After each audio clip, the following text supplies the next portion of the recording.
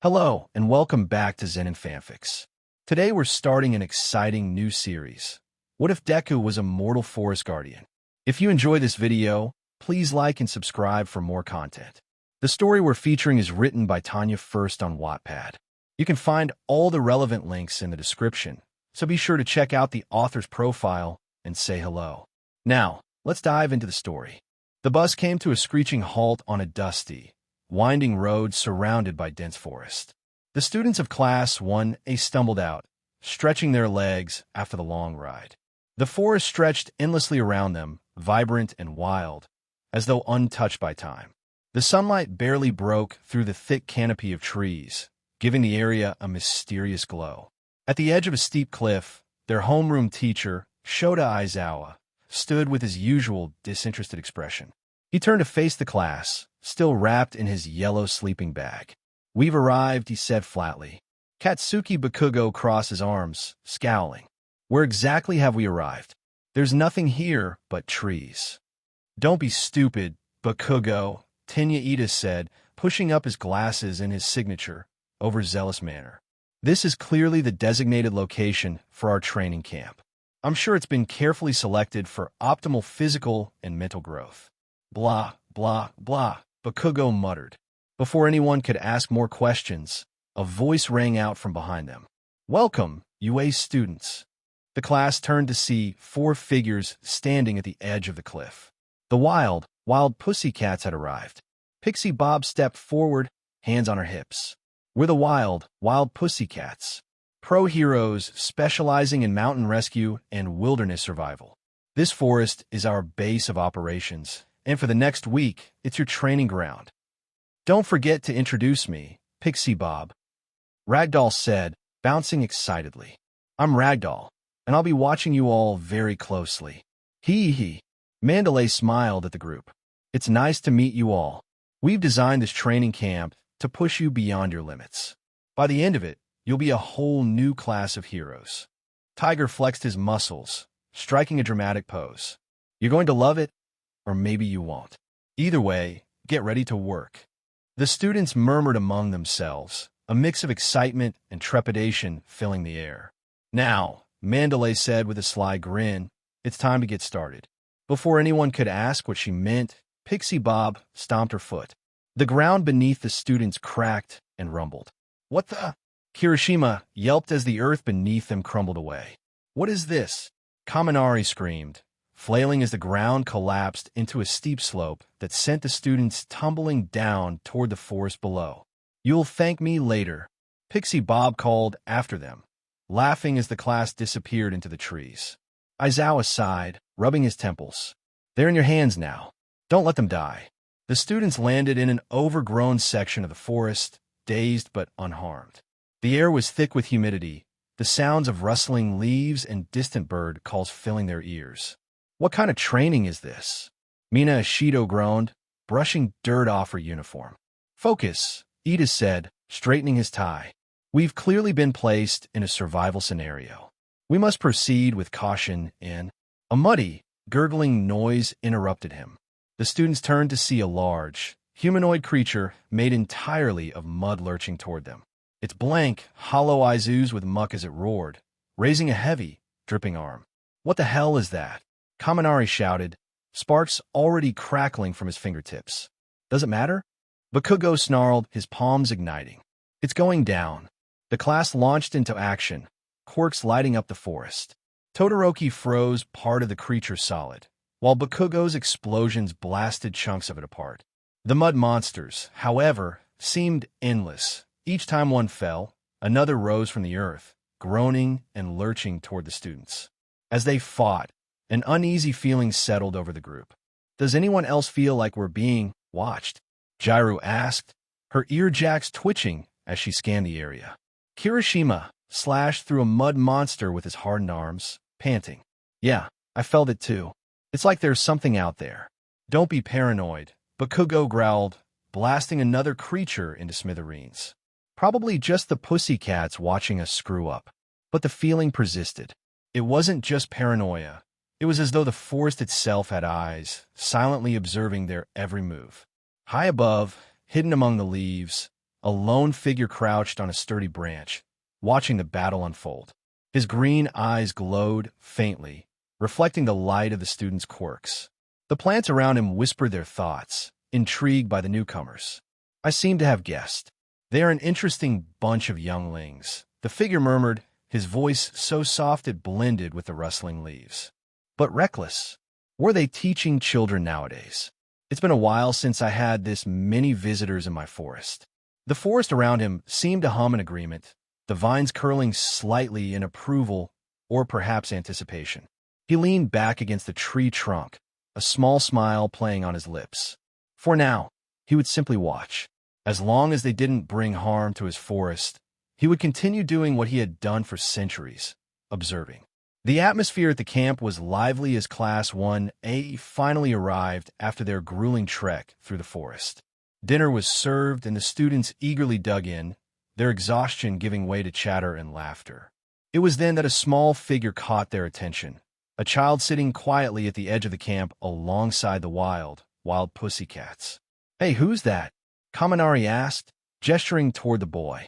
"Oh, that's Kota," Mandalay explained, her voice warm but tinged with a hint of sadness.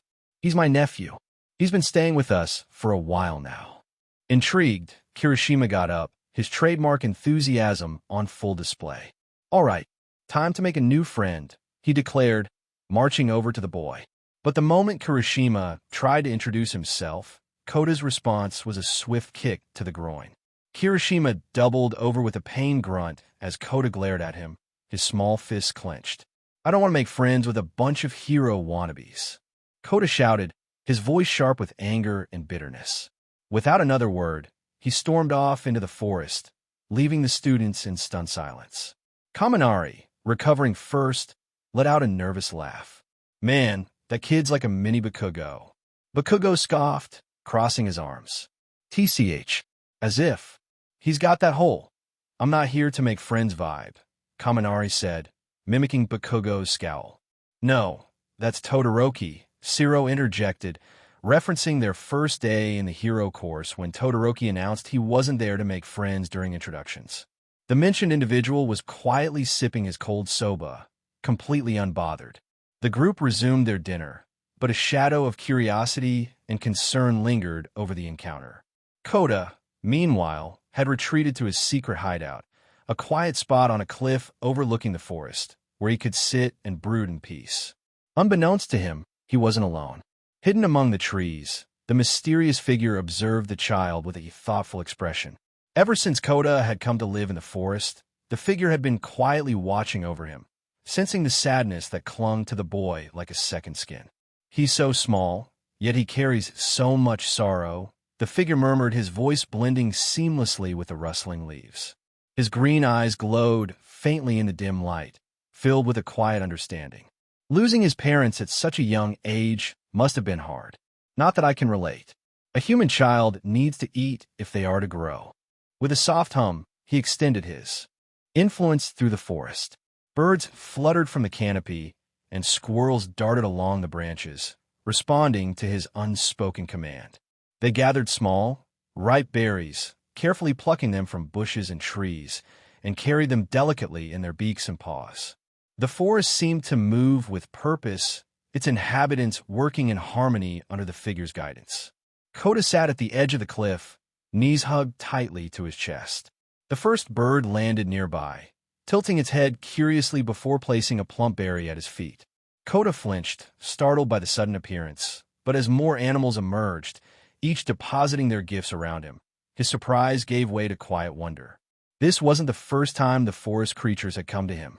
They always appeared when he felt his lowest, as if they sensed his loneliness. Usually, they stayed close, offering silent companionship as he sat on the cliff, staring into the distance. Sometimes, they let him pet them, their soft fur and feathers comforting in a way no words could match. But this was new.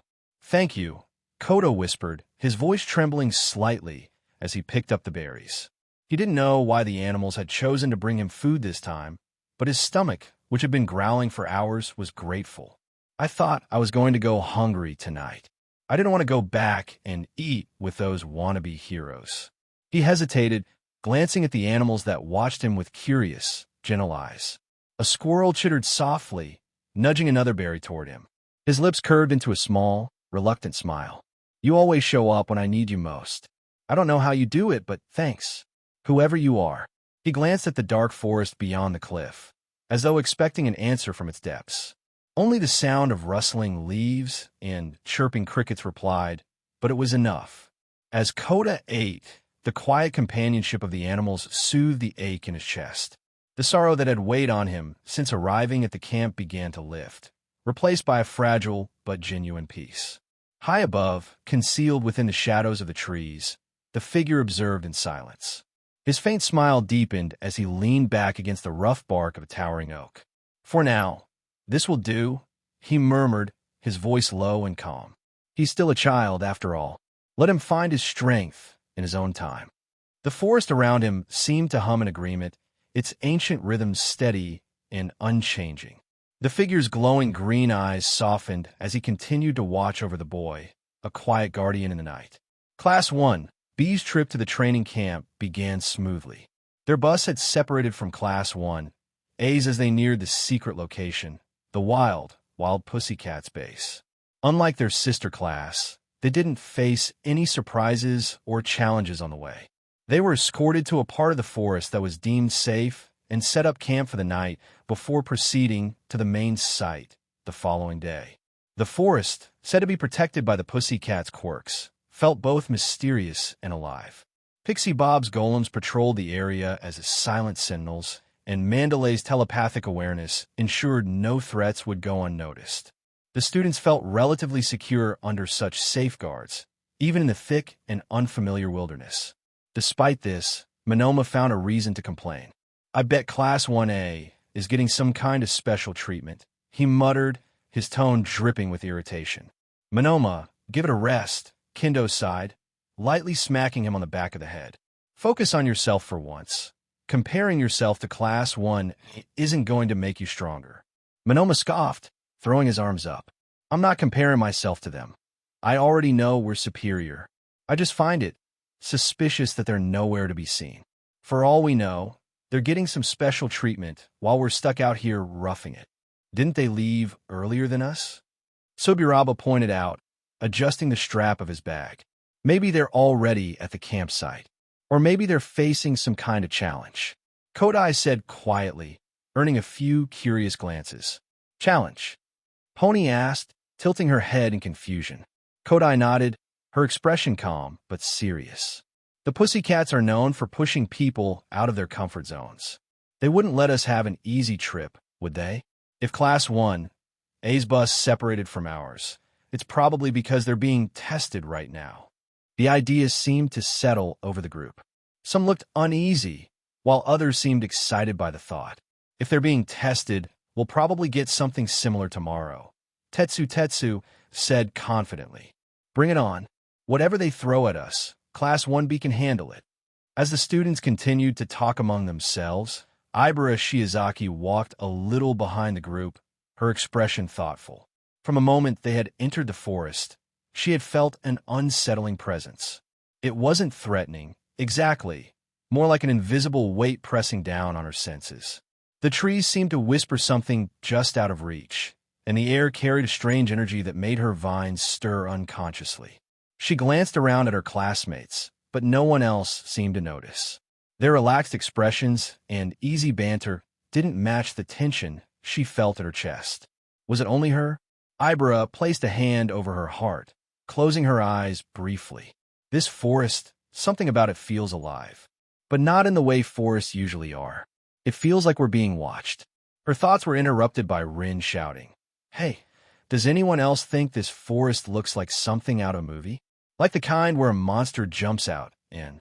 Rin, Kendo cut him off sharply. Don't freak everyone out. Relax, Kendo, Rin said, grinning as he mimed clawing at the air. I'm just saying, if something did jump out, I'd totally be ready to take it down. That's the spirit. Tetsu cheered, clapping Rin on the back. Don't encourage him, Kendo muttered under her breath. Monoma, meanwhile, smirked. Honestly, I wouldn't be surprised if something did attack us. The forest is probably rigged with traps, and the Pussycats are just waiting for us to let our guard down. Unlike Class 1A, we'd actually handle it with grace. Pony tilted her head. You really think Class 1A can't handle themselves? Monoma shrugged. Oh, I'm sure they'll survive, barely. That's enough, Monoma. Kendo warned, her tone firm. Let's focus on setting up camp and preparing for tomorrow. No one's getting special treatment here. We're all here to train. As the class got to work setting up their tents and organizing their supplies, Ibera found herself stealing glances at the dark forest beyond their campsite. The strange feeling hadn't gone away. If anything, it had grown stronger. She crouched beside one of the golems, her vines brushing against the ground as if to sense what lay beneath the surface. Ibera, everything okay? Yosetsu asked, noticing her distracted expression. Class 1A's training began bright and early at 5:30 a.m., with their homeroom teacher, Shota Aizawa, waking them from their slumber. A chorus of groans echoed across the camp as students reluctantly dragged themselves from their beds, complaining about being up earlier than usual. Can't we train at a more reasonable time? Denki grumbled, rubbing sleep from his eyes. Shota, unimpressed by their whining, gave them a flat look. Heroes don't get the luxury of sleeping in when lives are at stake. Get moving. Once assembled, Aizawa wasted no time diving into the purpose of the camp. The main objective here is reinforcement training, he explained. The goal is to push your limits, upgrade your quirks, and prepare you for your temporary hero licenses. To demonstrate, he turned to Katsuki Bakugo. Bakugo, you're up. Throw the pitch. With a confident smirk, Katsuki stepped forward, ready to show off. Activating his quirk, he hurled the ball with a powerful explosion. The class watched as the ball soared, leaving a trail of smoke in its wake. When the distance was revealed, 709.6 meters, some of Class 1A looked stunned. Wait, that's it, Mina whispered, leaning toward Kirishima. I thought it'd be way more by now. Even Katsuki frowned at the result, clearly dissatisfied. Shota took the opportunity to address the class. This minor increase shows something important. While you've gained valuable experience and emotional resilience, especially after the villain attack at the USJ, it's clear that your physical growth has stagnated. That ends now. From today onward, we'll focus on strengthening your quirks. No excuses. Class 1B arrived shortly after, their bus pulling up to the Pussycats base. Led by their teacher, the BLD hero, Vlad King, the students filed out, eager yet apprehensive about what lay ahead. Vlad wasted no time setting expectations. You're all here to push your quirks to the limit, he announced. That's how we'll make them stronger. No shortcuts, no half measures. This training camp is about building both skill and endurance. Class 1B couldn't help but glance toward Class 1A, who had already begun their grueling exercises. The sight was intimidating. Katsuki practiced his explosions in boiling water, sweat pouring down his face. Todoroki alternated between creating massive waves of ice and intense bursts of fire, his body straining with effort. Achiko worked on maintaining her zero gravity for longer periods, fighting through nausea. Are we really expected to train like that? Kaibara muttered, his skepticism loud enough for his classmates to hear. Vlad overheard and shot him a warning glance. That won't get you anywhere, Kaibara. Focus on your own progress. Before anyone could voice further concerns, the Pussycats made their grand entrance. Mandalay, Pixie Bob, Ragdoll, and Tiger introduced themselves with exuberant energy, explaining their quirks and how they'd assist in training. The students were then divided into smaller groups, each given tailored exercises to improve their quirks. From endurance drills to precision-based challenges, the camp quickly became a scene of focused chaos. High above, concealed in the dense canopy of trees, a mysterious figure observed the activity below. His piercing green eyes scanned the scene, noting the students' struggles and determination. Even after centuries, the world hasn't changed, he mused, his voice low and tinged with melancholy. Turning children into soldiers, forcing them to fight battles they should never have to face. Look at what they're doing to my appealing forest. I will forgive them as long as they don't destroy everything. His gaze drifted to a small figure standing quietly behind a tree. It was Kota, watching the students with an unreadable expression. His arms were crossed, and his usual scowl was firmly in place. The figure tilted his head, a faint smile playing on his lips. Even in silence, the boy watches closely. As the sun climbed higher, casting its warm glow over the forest, the training camp continued in full swing, unaware of the quiet guardian observing from the shadows. "Okay, for real, guys, is the forest haunted?" Kaminari asked his usual group of friends as they prepared dinner. His voice carried a mix of nervousness and curiosity, earning a few raised eyebrows. When his friends pressed him for details, Kaminari explained that he'd seen a shadowy figure moving among the trees the previous night when he'd gone out to relieve himself. The others exchanged uneasy glances, and someone chimed in, saying they'd been hearing strange noises during the night, creaks, rustles, and even whispers. Another student mentioned how, at times, the forest seemed to shift, with trees growing denser and pathways narrowing, almost as if the forest itself was blocking their way. "TCH, you're all just a bunch of scared brats," Bakugo scoffed, crossing his arms. "It's just a DMN forest. Stop freaking out over nothing. And keep cutting those onions they want cut themselves." Despite Bakugo's harsh dismissal, the conversation continued. The students eagerly shared their unsettling encounters, fleeting shadows, rustling sounds with no clear source, and even the eerie sensation of being watched. The tension in the air grew as more stories surfaced, their voices hushed as if afraid the forest might overhear. Unbeknownst to them, the mysterious figure lurking in the forest had been intentionally toying with them. He considered it a bit of harmless fun to liven things up, and perhaps a small punishment for the damage their training had inflicted on his precious trees. He would subtly manipulate the environment, thickening the forest canopy to obscure paths, creating strange noises with the rustling of leaves, and even sending animals scurrying at opportune moments to spook the students. Occasionally, he would send small animals to misplace objects, like socks or tools, just to further unnerve them. Perched high in the treetops, the figure chuckled softly to himself, watching the students grow increasingly uneasy. "They come here, trampling through my forest, and yet they dare call it haunted?" he murmured, his green eyes gleaming with amusement. "If they're going to disturb my peace, they might as well entertain me." For him, this was a rare opportunity to indulge in some light-hearted mischief.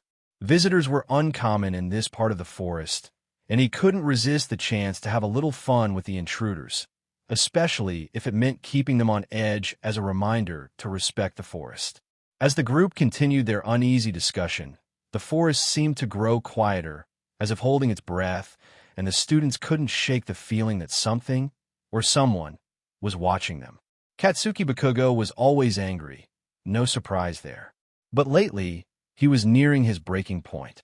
Ever since Kaminari had come up with that stupid theory about the forest being haunted, small, annoying, and increasingly unfortunate events had been plaguing him.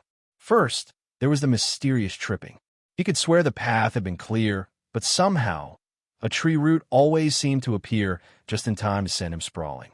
Then there were the squirrels. Those damned, bushy-tailed menaces had been stealing his food right out of his hands. Spicy food. Could squirrels even eat spicy things?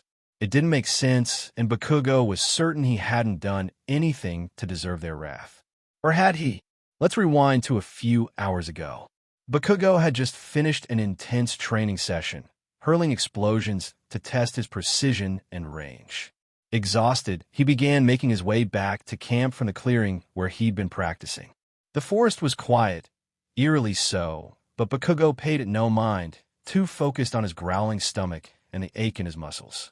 Then, without warning, a bird decided to perch on his head. At first, he froze, his crimson eyes twitching as the tiny creature nestled into his spiky blonde hair like it was some kind of nest. "Oi, get off me, you feathered idiot," he barked. The bird responded with a cheerful chirp. Chirp, as if mocking him. The chirping continued, grating on Bakugo's already frayed nerves. "I said get OFF. Fed up, he unleashed a series of small explosions to shoo the bird away, cursing loudly as it fluttered off with an indignant squawk. Satisfied, he dusted off his hands and continued his trek. Unbeknownst to Bakugo, this small act had sealed his fate. High above, hidden among the trees, the forest's mysterious guardian had been watching. With glowing green eyes and a soft chuckle, the figure shook his head. "This young one, such a temper," the figure murmured, leaning against the trunk of a massive tree, throwing fire at creatures smaller than him. "He has much to learn about respect." From that moment on, the guardian decided to teach this blonde youngling a lesson. The first act of retribution was subtle. A few tree roots shifted just enough to trip Bakugo on his way back to camp. He hit the ground hard, cursing the forest and its stupid, uneven paths as he scrambled to his feet. Next came the squirrels, who made it their mission to steal every scrap of food Bakugo brought out. Whether it was his lunch, his snacks, or even his precious spicy meat skewers, nothing was safe from their tiny, determined paws. DMNIT. Bakugo roared, glaring daggers at the furry thieves as they scurried off with his food. "What did I do to deserve this? Come back here, you little..." No matter how loudly he yelled or how threatening his tone, the animals were utterly unfazed. If anything, they seemed to grow bolder, as though plotting their mischief together. "Dimin, Baku bro," Kirishima said with a chuckle, watching the chaos unfold. "I don't know what you did to those animals, but they've got out for you. Those evil little BSDRDS just want to mess with me." Bakugo snapped, his fists clenched so tight his knuckles turned white. "When I catch them, I'm gonna screw them up." Kirishima tried to stifle his laugh, but failed, shaking his head. "I don't think they care about your threats, man. It's like they've got a personal vendetta against you." From high above, concealed in the canopy of trees, the forest's mysterious guardian observed the scene with quiet amusement. The faintest smile played on his lips as he rested against a branch, arms crossed. "Perhaps this will teach him to appreciate the little creatures," the figure mused, his glowing green eyes glinting with mischief. "And maybe even control that temper of his." He leaned forward slightly, the leaves around him rustling softly. A little chaos never hurt anyone, except maybe his pride. The figure's green eyes narrowed slightly as he added, "Though he really should stop blowing things around. I'll have to keep an eye on him." Meanwhile, Bakugo stomped through the forest, fuming and muttering under his breath. "Stupid haunted forest. Stupid squirrels. Stupid bird. When I find out who's behind all this, they're dead. Dead." And so, the young hothead continued his battle with the forest, unaware that every step, every stumble, and every stolen snack was orchestrated by the very trees around him. Trees guided by a watchful, mischievous guardian intent on teaching him a valuable lesson.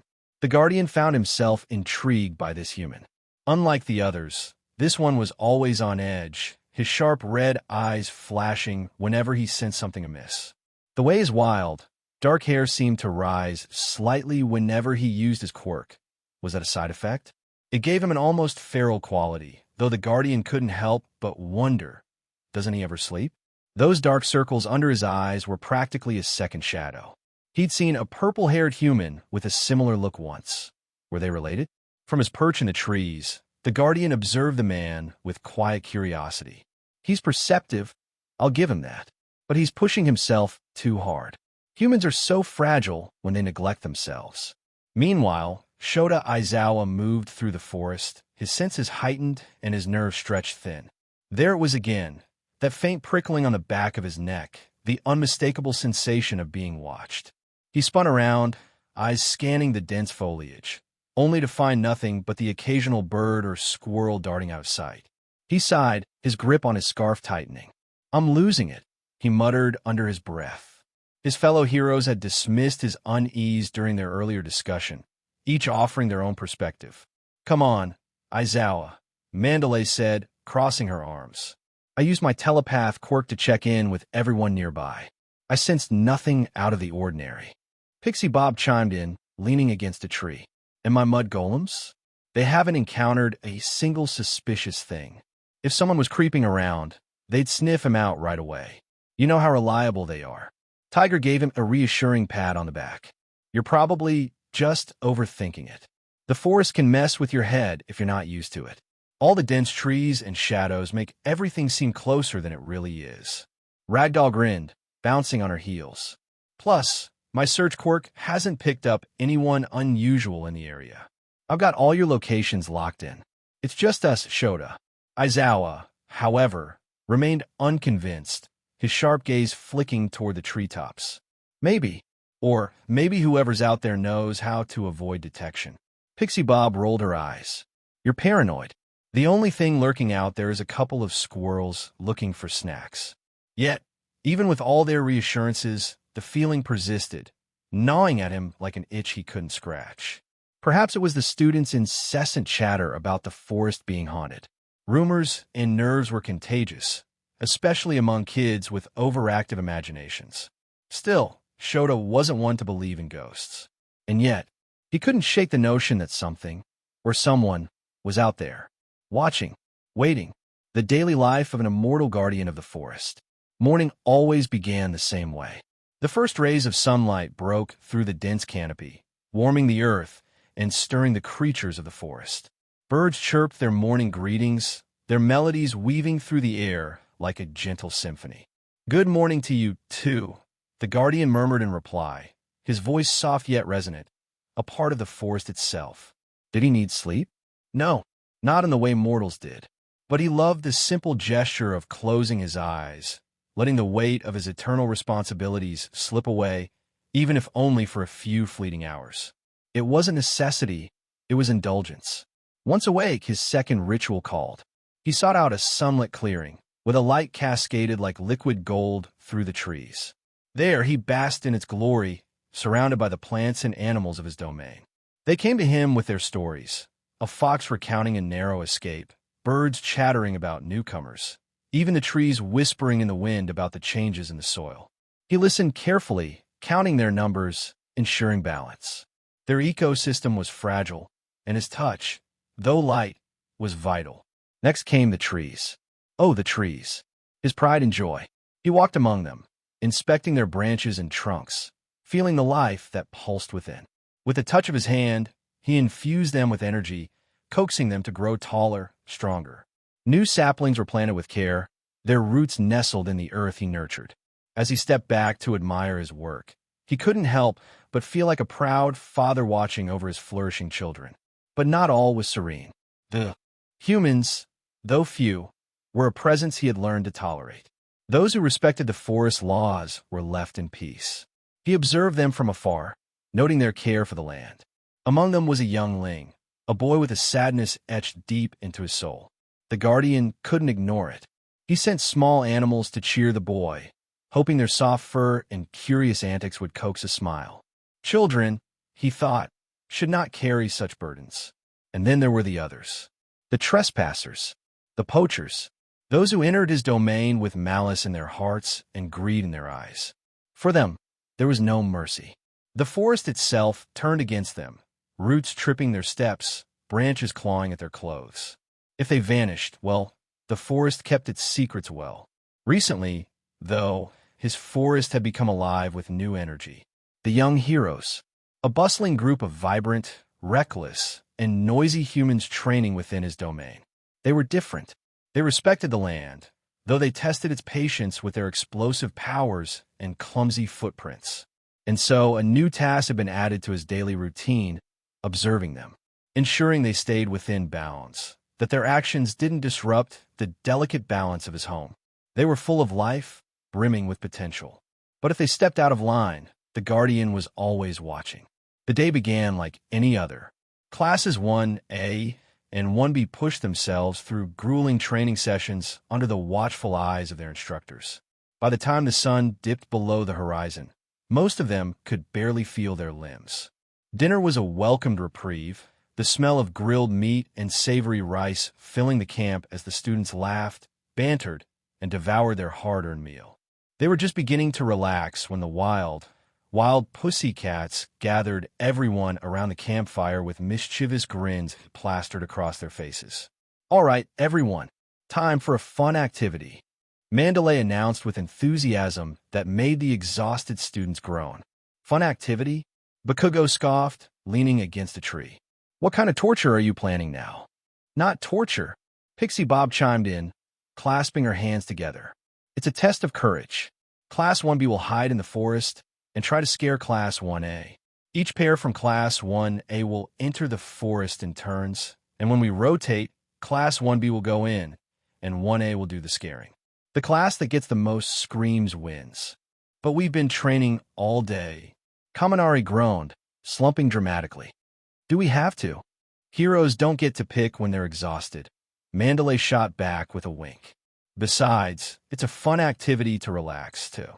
There were collective groans, a few quiet laughs, and one exasperated seriously from Aizawa in the background, but the students reluctantly agreed.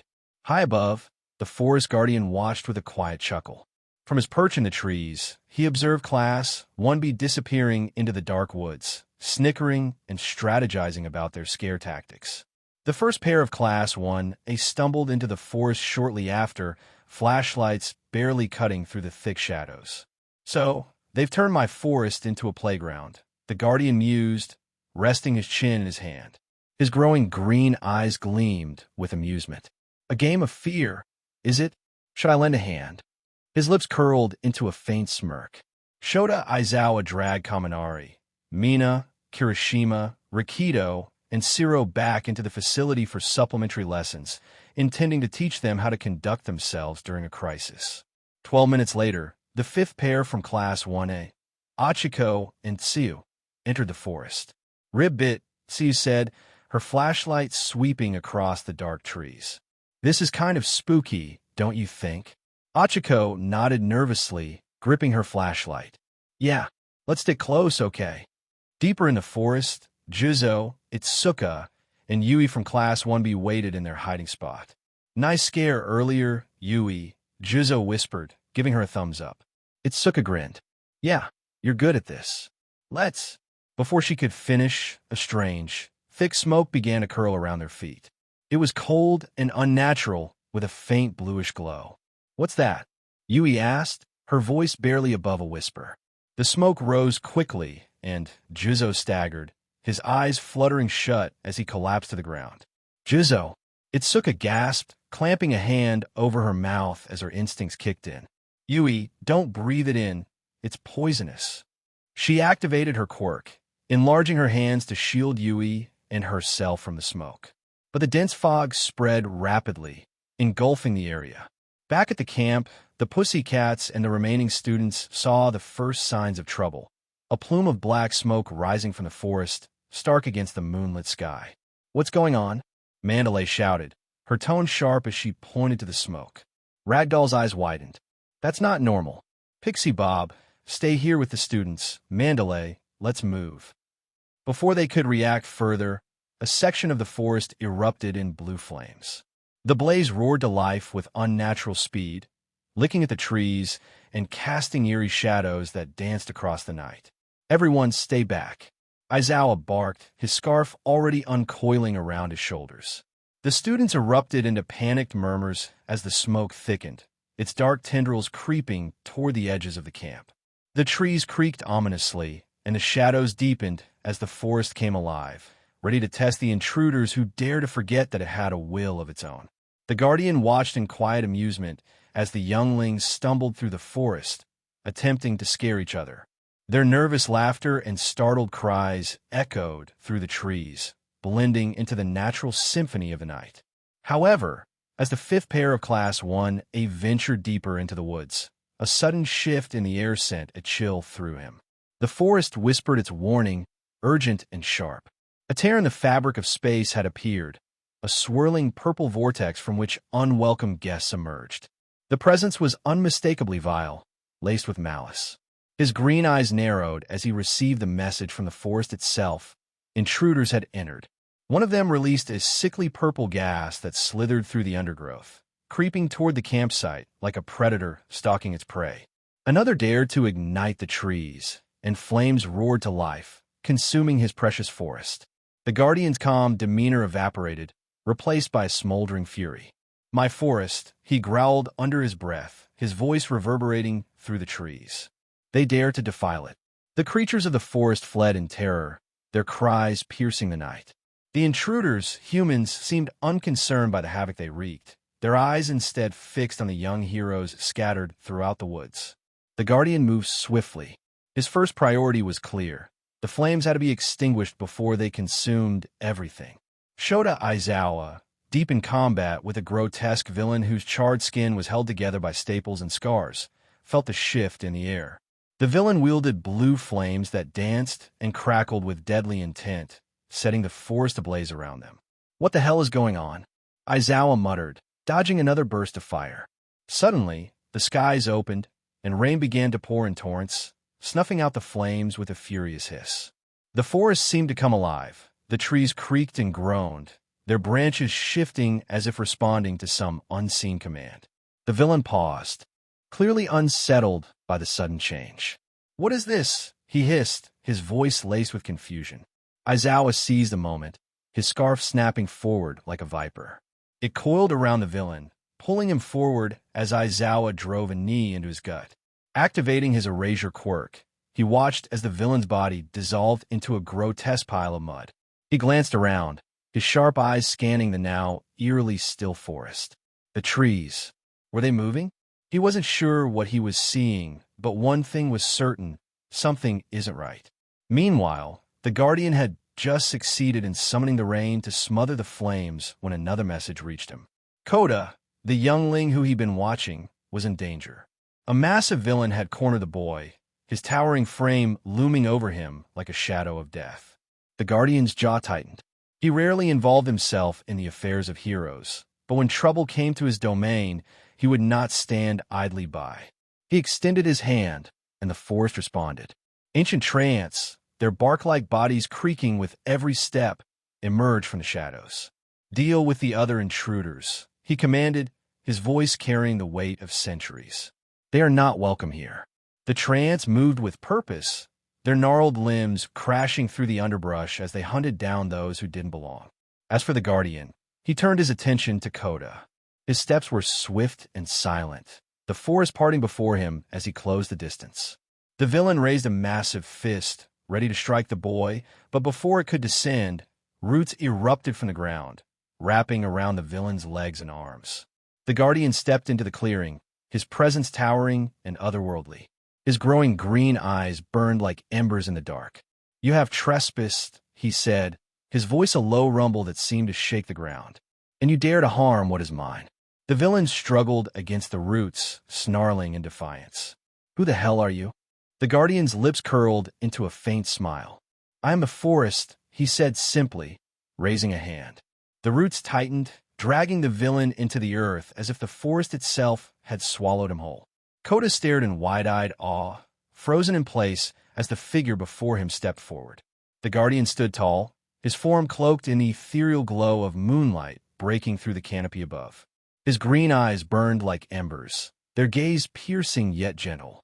His presence felt ancient and otherworldly, as if the forest itself had taken shape and decided to walk among them. The Guardian's voice, deep and resonant like the rustling of leaves in a storm, broke the silence. "Don't be afraid. You are safe now, young one." Kota trembled, unable to tear his gaze away. The roots that had dragged the villain into the earth were retreating now, slithering back into the soil as if they'd never existed. The ground looked untouched, yet the air still thrummed with an unseen energy, a reminder of the power that had been unleashed. Thank you." Kota finally managed to whisper, his voice barely audible.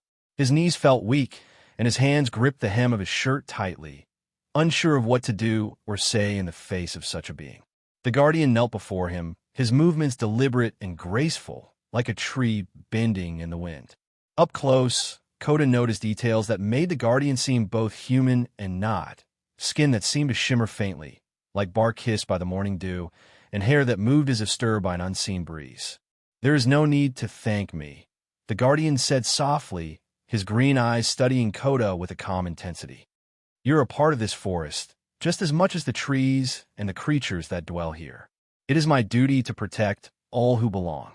Kota's lips parted, his mind racing with questions.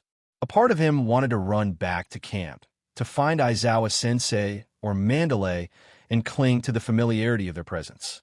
But another part of him, one he hadn't felt in a long time, wanted to stay. It was the same part of him that found comfort in the animals of the forest, the ones who always seemed to know when he needed them most. As if sensing his thoughts, The guardian's gaze softened further.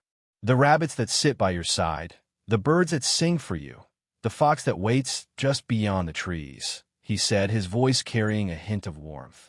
They came because I sent them. You seem to need their company. Kota's eyes widened in astonishment. You sent them? His voice was hushed, tinged with disbelief. Memories flooded his mind, times when he felt alone and scared, only for a small animal to appear and ease his sorrow. He had always thought it was a coincidence, or perhaps a little miracle. But now, knowing it was the Guardian's doing, a lump formed in his throat. I did, the Guardian confirmed, rising to his full height once more. His presence seemed even larger now, as if the forest itself bowed to him. A child's heart should not bear such sadness. The forest does not forget those who care for it. Tears welled in Kota's eyes, but he quickly wiped them away, not wanting to seem weak. Thank you, he said again, this time with more strength in his voice. The Guardian gave a small, almost imperceptible nod, and the faintest trace of a smile curved his lips. Go now, he said gently. Your relative is waiting for you. The forest will guide your way. As Kota turned to leave, he glanced over his shoulder one last time. The Guardian stood still, framed by the shadows of the towering trees, his growing green eyes watching over him. For the first time in a long while, Kota felt a sense of peace, not just because he was safe, but because he knew someone, something, was always looking out for him. The boy disappeared into the trees, the path ahead illuminated by fireflies that danced like stars in the night. Behind him, the Guardian remained a silent sentinel, his presence a quiet promise that no harm would come to those who belonged to his domain. The students and teachers were locked in heated battle with the villains when, suddenly, towering tree monsters emerged from the forest, their massive forms creaking as they joined the fight against the intruders. Azui was pinned to a tree, her tongue stretched and held in place by a knife. Nearby, Ochako was struggling beneath Toga, who had plunged a syringe-like device in her thigh and was drawing her BLD with an unsettling grin. Before Toga could finish, a tree monster charged at her with terrifying speed, slamming her into a nearby tree with enough force to shake the ground. Toga groaned as she stood, wiping the BLD from her lips. Her eyes darted to the approaching trance, hulking creatures of bark and vines, their forms radiating a primal, ancient energy. This is no fun, Toga muttered, her lips curling into a pout. The trance extended their vine-like limbs toward her, but Toga flipped backward gracefully, narrowly evading their grasp. Realizing she was outnumbered, she turned and bolted deeper into the forest, disappearing into the shadows. Ochako and Azui remained frozen, their wide eyes fixed on the monstrous tree creatures. Slowly, Ochako staggered to her feet, adopting a defensive stance, but the trance paid her no attention. Instead, they moved on, heading in another direction as if drawn by an unseen purpose. They just ignored us, Ochako muttered, helping Azui free herself from the knife, pinning her tongue. What was that, Ribbit? Azui croaked, still shaken. I don't know, Ochako replied, glancing in the direction the trance had gone. But they saved us from that villain. As if in response, the forest began to shift, the trees parting to reveal a clear path leading towards safety. The eerie movements left the girls uneasy. This is all so weird, they both thought, hurrying down the path while keeping an eye on their surroundings. Outside the forest, Mandalay and Tiger were still locked in battle with Spinner and Magna. Tiger exchanged fierce blows with Magna, neither gaining the upper hand, while Spinner's blade kept Mandalay on edge, forcing her to stay on the defensive. Just as Spinner prepared to launch a decisive strike, vines erupted from the ground, wrapping tightly around the villains. Both Mandalay and Spinner froze as a voice echoed through the forest, deep and resonant, coming from every direction at once. I hate when humans hurt my forest. The ground trembled as a massive tree shot up from nowhere, separating the heroes and villains. Its colossal branches extended to capture the villains, wrapping them tightly in vines until they resembled mummies. On top of the tree stood a figure, bathed in the ethereal glow of the moonlight. The being's long green hair shimmered like leaves in the wind, and his glowing green eyes pierced through the darkness. His attire was unlike anything they had ever seen, reminiscent of a character from a fantasy tale, complete with earthy tones and intricate patterns that blended with the forest. "Who are you?" Mandalay called out, her voice both wary and commanding.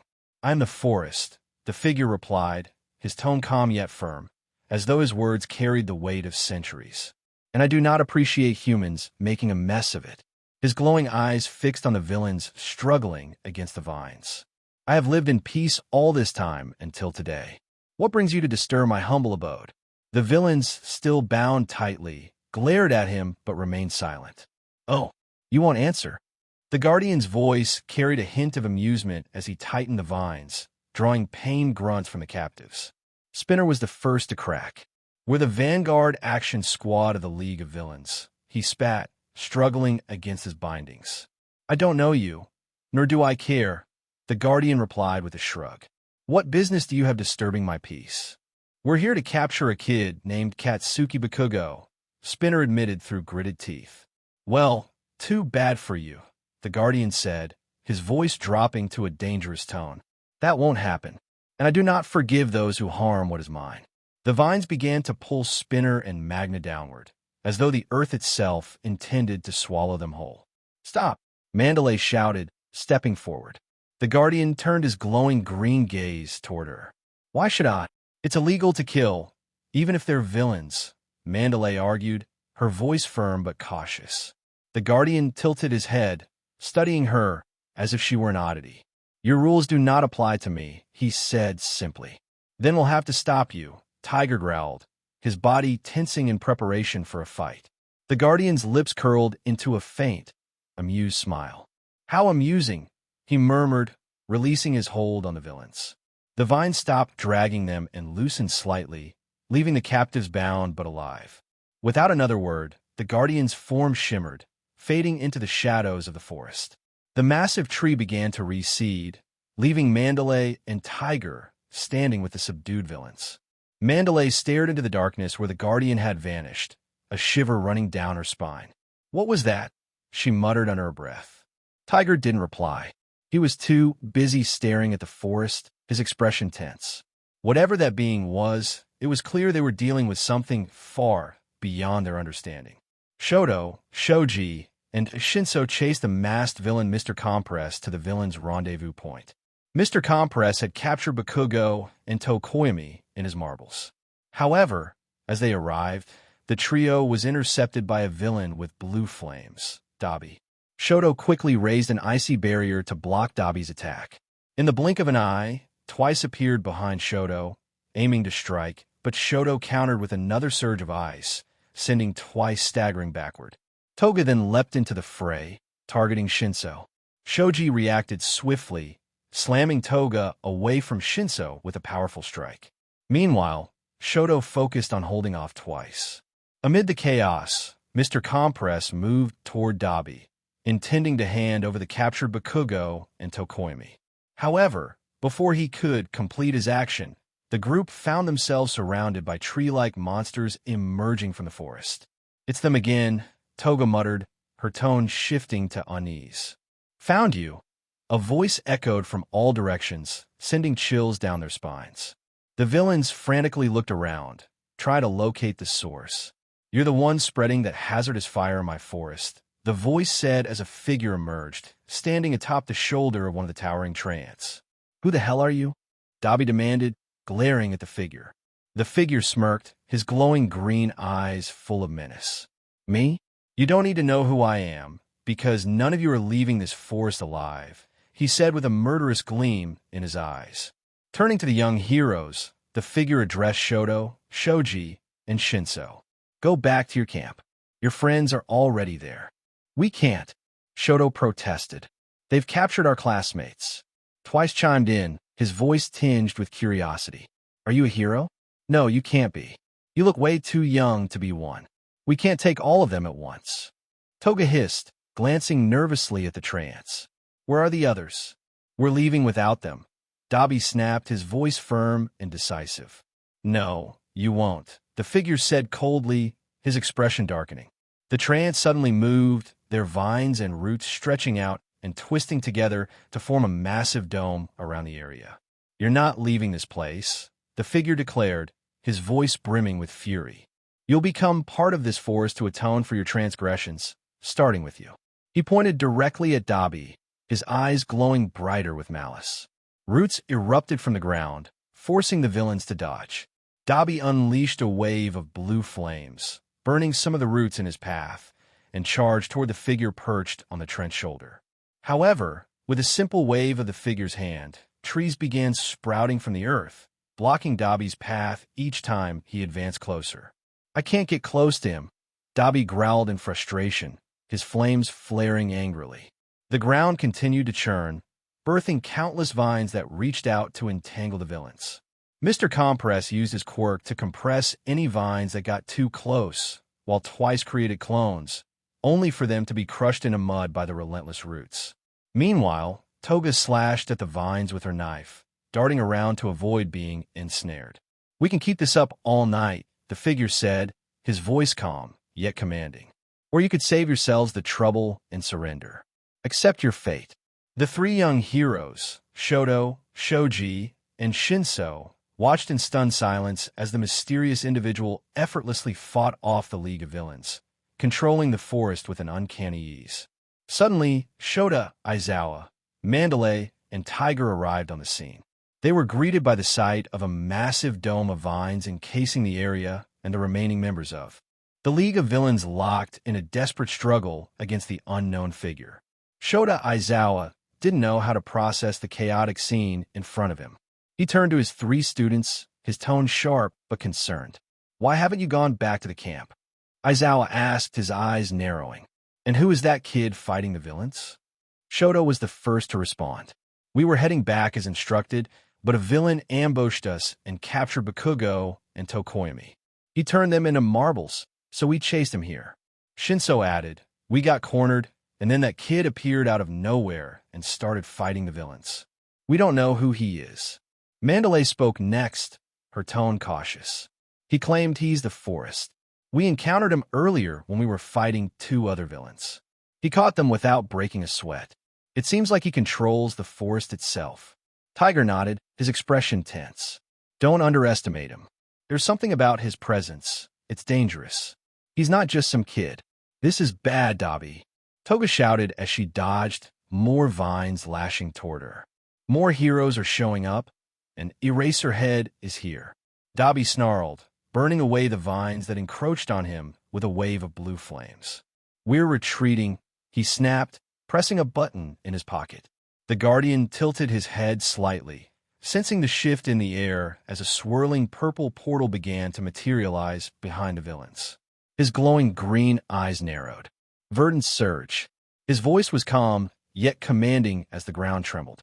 Trees erupted rapidly in a surge, like a tsunami of wood and vines crashing through the dome. When the trees settled, most of the villains lay unconscious, tangled in the sprawling roots. But one villain was missing.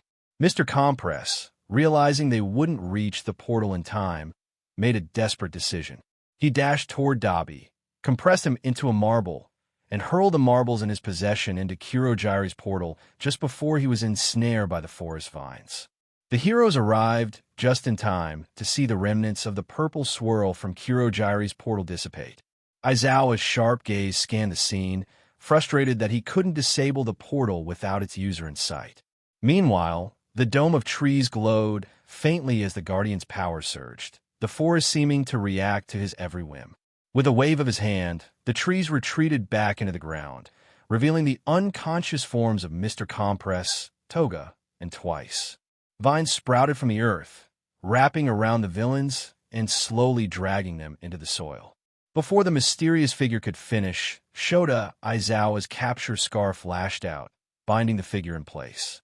Eyes flashing red with his quirk activated, Aizawa commanded, "Stop. You're under arrest for illegal quirk use." The mysterious figure tilted its head, its glowing green eyes locking onto him. Without a word, its form shifted, melting into a tree before reappearing behind him. "And why is that?" it asked, its voice calm and unbothered. Aizawa turned to face the figure, his eyes wide with surprise. His quirk hadn't worked. "I don't know who you are, but using your quirk without a license and trying to bury someone alive is against the law," he answered firmly, his tone carrying a note of warning. The figure seemed to ponder this for a moment before responding. Why? Before Aizawa could answer, Shinso spoke up urgently. Mr. Aizawa, we can't find Bakugo or Tokoyami. The villain's quirk must have deactivated when he passed out, but they're not here. They aren't here, the mysterious figure interjected nonchalantly. The masked trespasser threw some marbles into the portal before he was caught in my forest. Too bad the fire user escaped. It turned away, its tone indifferent. My job here is done. Without waiting for a response, the figure's body shifted again, dissolving into the ground and vanishing, leaving the group speechless. Aizawa's frustration was evident, a tick mark practically visible on his forehead as he clenched his jaw. Let's head back to the camp, Mandalay interjected, trying to ease the tension. We'll deal with whoever, or whatever. That was later. I don't think they'll be leaving this forest anytime soon. The backup team should be on the way by now, and we'll figure out how to proceed and rescue the students who were captured. With a reluctant nod, Aizawa led the group back toward the camp, his mind already working through how to handle the stranger they'd encountered.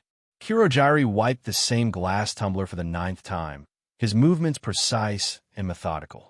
Across the room, Shigaraki slouched on the couch, the flickering light of the large TV illuminating his haggard face. His fingers twitched restlessly against the controller as he played, muttering curses at the screen. TCH. What's taking those idiots so long to grab that explosive brat? He grumbled, his chapped lips curling in irritation. Then, a vibration. Kurojiri's phone buzzed, displaying a notification, a set of coordinates. His cue. Young MSTR, the purple Miss Bartender announced, slipping the phone back into his pocket. It seems the squad has completed their mission. I received their location. Opening the portal now. Shigaraki paused his game, his bloodshot eyes narrowing. Good. They better bring me good news, or else. The unspoken threat hung heavy in the air. With a swirl of darkness, Kurojiri opened the portal. A few seconds later, something passed through, followed by 3 figures materializing, all unconscious. The moment the bodies hit the ground, Kurojiri shut the portal behind him. Shigaraki was already on his feet, stepping closer, his gaze sweeping over the unconscious bodies of Dabi, Bakugo, and Tokoyami. His fingers twitched, scratching at his neck. Where's the rest of the cannon fodder? He demanded, irritation lacing his voice. Kurojiri's calm voice was unwavering. Seeing as only Dabi and the 2 UA students made it back, it seems things did not go as planned. But they did secure the target you wanted.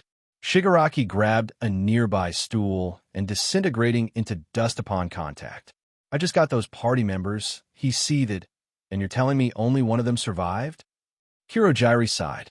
We'll have to wait for Dabi to wake up and explain what happened. In the meantime, we should restrain the hostages. After tying Bakugo and Tokoyami to separate chairs, they waited. A groan, a sharp intake of breath. The 2 students stirred, blinking groggily as they realized their predicament. Bakugo's eyes snapped open first, his body tensing against the restraints. Where the F are we? He barked, struggling against the ropes. Good. You're awake, Shigaraki said smoothly. Welcome to the League of Villains hideout.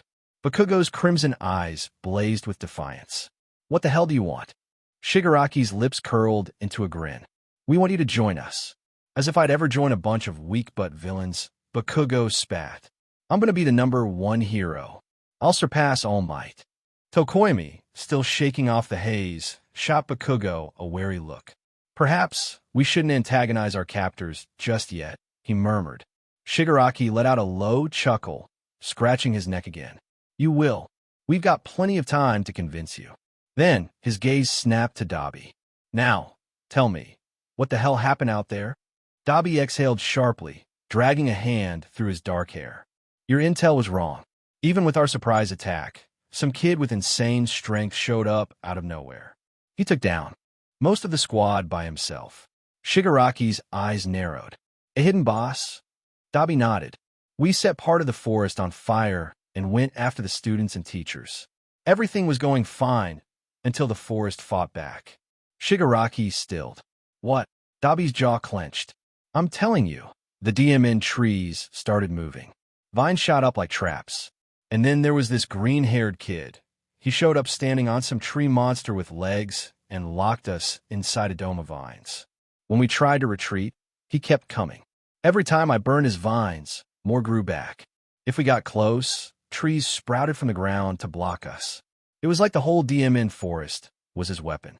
When I finally managed to send the coordinates and the portal opened, he pulled some crazy move. Suddenly, an entire miniature forest erupted inside the dome.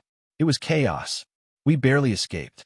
If Mr. Compress hadn't turned me into a marble at the last second, I'd still be buried under those DMN trees. Shigaraki paced, his mind racing. There's no one at UA with a quirk like that. The closest would be that Vine girl from 1B or Kamui Woods. But this is different. Dabi let out a humorless laugh. Whoever that kid was, he didn't just want to stop us. He wanted to bury us alive. Shigaraki's gaze flicked to the two captives. Do you know who he is? Huh. Bakugo scoffed. I don't know any extra like that in our class. In the corner of the room, a small red light blinked on a screen. Someone was listening. A figure in the shadows leaned forward, intrigued by the revelation. Shigaraki's fingers twitched, an eerie grin stretching across his face. You mean, I lost party members and a Nomo. If I find out who this new player is... His voice dropped, dark with promise. I'll turn him into dust. 15 minutes after the villain's attack, backup heroes and medics arrived at the camp, their sirens piercing through the chaos that still lingered in the air. The Vanguard Action Squad had left devastation in their wake. 27 injured students, 2 kidnapped, and 1 villain managing to escape into the night. Yet, something was off. Some villains had been captured, others were missing entirely. It was as if something, or someone, had intervened. The police took those they managed to apprehend into custody, but it did little to shake the bitter truth. They had failed to protect 2 students.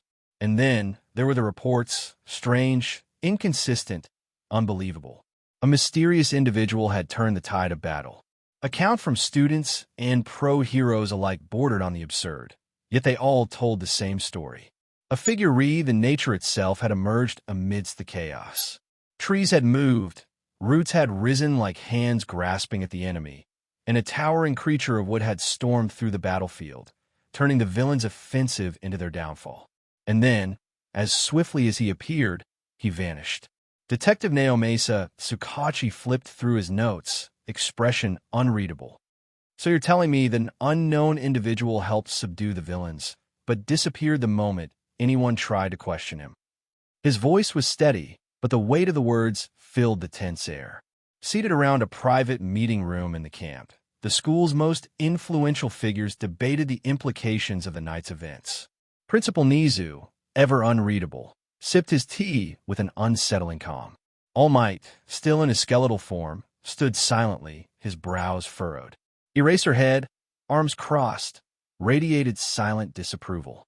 Present Mike, Midnight, Vlad King, Snipe, Ectoplasm, Recovery Girl, and the wild Pussycats had gathered, the weight of failure heavy on their shoulders. Mandalay was the first to speak. Yes, he appeared just in time to save me and Tiger. If he hadn't, I don't know if we'd still be here. He saved more than just you, Tsukachi said, flipping through his notes. According to multiple testimonies, this unknown individual stopped a significant portion of the attack. Reports mention a monstrous tree-like creature moving on 2 legs, entire sections of the forest turning against the villains. This isn't just a strong quirk. We're looking at something beyond what UA has ever encountered. A quirk capable of manipulating an entire forest. Nizu murmured, his beady eyes gleaming. How fascinating. Nizu, Eraserhead interjected sharply. Whatever you're scheming, now isn't the time. This was an act of vigilantism. No matter how much he helped, he interfered in a hero operation. There have to be consequences. The kid saved a lot of people, Ragdoll argued, shaking her head. I lost consciousness after fighting that chainsaw Nomo. If it weren't for him, I don't know what would have happened to me. And yet, some of the villains' bodies are missing, Eraserhead countered. You call that heroic? It's not black and white, Present Mike said, rubbing his chin. Even if he wasn't acting like a hero, he sure did save lives like one. Instead of debating his motives, Nizu cut in, placing his teacup down with a soft clink. Why don't we simply ask the person in question? A heavy silence fell over the room. What do you mean by that? Midnight asked cautiously. Nizu's smile widened ever so slightly. If this individual is as connected to the forest as the report suggests, then surely he knows what's happening here, right now. A chill ran down their spines. And then, a voice, disembodied yet everywhere, echoed from the shadows of the room. How amusing. Chairs scraped against the floor as the pro-heroes shot to their feet, instinct screaming at them to prepare for battle. Only Nizu remained seated, sipping his tea as though he had been expecting this all along. You? The voice continued, laced with something ancient, something wild. You're not like the others, are you? A creature made of many parts, interesting. From the dim corners of the room, vines slithered forth, weaving together like living threads. They twisted and stretched, forming the shape of a throne. And then, sitting atop it as if it had always been his place, was a boy. Messy green hair, eyes glowing an eerie shade of emerald, freckles dusted across sharp cheekbones. An aura unlike anything they had ever felt surrounded him. Something primal, something untamed. The mysterious figure leaned forward, resting his chin on his knuckles as he surveyed the room. A smirk ghosted over his lips as his glowing eyes met Nizu's own. Now, he said, voice dripping with amusement, let's talk. You. Eraserhead took a step forward, eyes glowing red as his capture weapon tensed around his shoulders. But before he could get any closer, thick vines erupted from the floor, coiling around him with unnatural precision, restraining his arms and legs in an unbreakable grip. The other heroes instinctively moved to assist, but Nizu raised a single paw, stopping them in their tracks. That's enough. Nizu's voice was calm but firm, his beady eyes gleaming with intrigue. Let's all settle down and talk like civilized beings. At his words, the vines retreated, slithering back into the ground like obedient serpents. Aizawa stumbled slightly but remained tense, his sharp gaze locked onto the mysterious figure before them. The others hesitated before slowly lowering their guard, though unease still thick in the air. The being, this so-called guardian, leaned back in his vine-woven throne, glowing green eyes flickering with amusement. What is your request, humans? Because I have my own. Nizu folded his paws neatly on the table, maintaining his ever-present smile. I am Nizu, the principal of UA. He began with practiced ease. How should we address you? A pause. Then, the being spoke. I'm the forest. Or, if you prefer human terms, Izuku. There was a beat of silence before Tsukauchi, ever the detective, stood from his chair. I am Naomasit Tsukauchi. Would it be possible for you to answer some of my questions? Izuku turned his glowing gaze onto the man in the trench coat, tilting his head slightly, as if studying a curious insect. You must be what humans call law enforcers. His voice carried an old, knowing weight. Aizawa narrowed his eyes. Why do you keep speaking as if you're not human yourself? Izuku's expression remained unreadable as he responded. Because I am not. A sharp intake of breath echoed through the room. I'm the forest itself. My purpose is to nurture and protect nature. Aizawa scoffed. So what? You think you're a god? Izuku merely tilted his head again, as if humoring a child. Now that you all are here, I advise you to leave my forest. Your kind only brings destruction wherever you go. Pixie Bob's eyes widened. What? You can't just kick us out. This property belongs to us. Izuku chuckled, a low, eerie sound. You decided that yourselves. But I am the one who nurtures this land and breathes life into it. Everything here belongs to me. His glowing gaze shifted. Though you four may stay. He nodded toward the wild Pussycats. You have not disrupted the natural order since taking refuge here. All Might frowned, stepping forward. It's not fair to insinuate that this attack was our fault. Izuku turned to him, unimpressed. It is not wise to strain yourself, young one. Your life energy is fading rapidly. If you continue as you are, you do not have much time left. A stunned silence filled the room. The way All Might's expression faltered, the shock, the undeniable truth in Izuku's words, did not go unnoticed. Nizu cleared his throat, ever the mediator. Let's not blow things out of proportion. He laced his paws together, voice as cheerful as ever. I appreciate your assistance during the attack, but heroes and villains alike will not simply leave you alone after this. I have a proposal. All Might turned sharply. Nizu, you can't be serious. If you assist us in rescuing the two students captured by the League of Villains, Nizu continued smoothly, we will ensure that your existence remains hidden from the Hero Public Safety Commission and the media. Furthermore, we will personally see to it that no future attacks threaten your domain. Sakachi's expression darkened. Keeping this from the HPSC could land you in even more trouble. You're already on thin ice after the last incident. Nizu merely chuckled. A necessary risk. His gaze flicked back to Izuku. I imagine you've lived in relative peace until now. This attack forced you to retaliate, to reveal yourself. But if you help us, we can shift attention away from this forest, perhaps even ensure it remains untouched. Silence. Then, laughter. A deep, amused sound, rich with something unreadable. Izuku's shoulders shook as he laughed, head tilting back slightly. The sound was neither hostile nor joyful. It was something else entirely. He had watched when the heroes arrived. He had seen them scrambling to tend to the wounded, restraining and transport the remaining villains. He had observed the way they gathered, whispering behind closed doors, grasping for control of a situation they could not comprehend. And now, here they were, attempting to strike a deal. How amusing. Izuku's glowing eyes flickered as he studied Nizu, the curious little creature unlike any he had encountered before. You are an interesting one. He leaned forward slightly, the room thick with anticipation. Why should I? Even though you seem indifferent to what happens outside your forest, you still care for life itself, Nizu said. Instead of focusing solely on saving the forest, you also save the students. For a being of your power, it would have been easy to bury everything under the rubble and end the conflict immediately. Izuku's expression grew serious as he looked at Nizu. What? Midnight exclaimed. A being capable of controlling an entire forest wouldn't hesitate to bury everything in it if trouble arose, Nizu continued. That means he had no intention of harming the innocent and deliberately focused only on the villains. But taking a life isn't justified, even if they were villains, All Might argued. Izuku stood up. I appreciate your offer, but I refuse to involve myself in human affairs. I have my own children to protect. Nizu's eyes sharpened. There is a dangerous villain who may come after you. Izuku paused, his gaze narrowing. We suspect a villain who has lived for over a century is connected to today's attack. If any of the surviving villains report what happened here, he might take an interest in your power, Nizu said.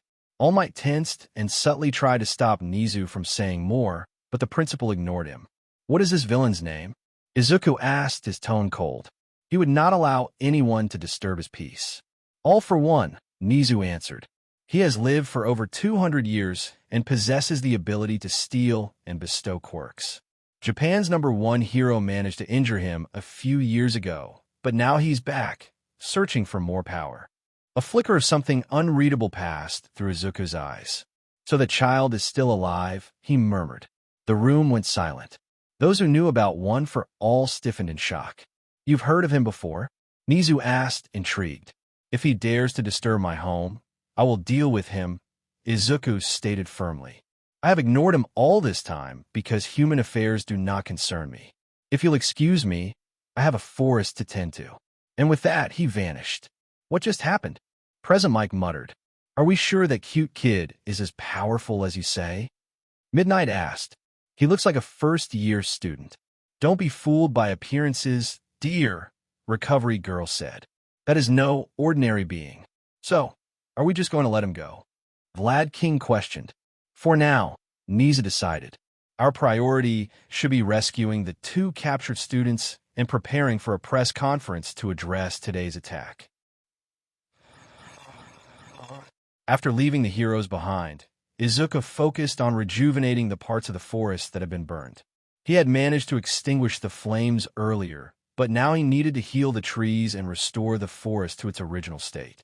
All night, he infused each tree with life energy, slowly mending the damage.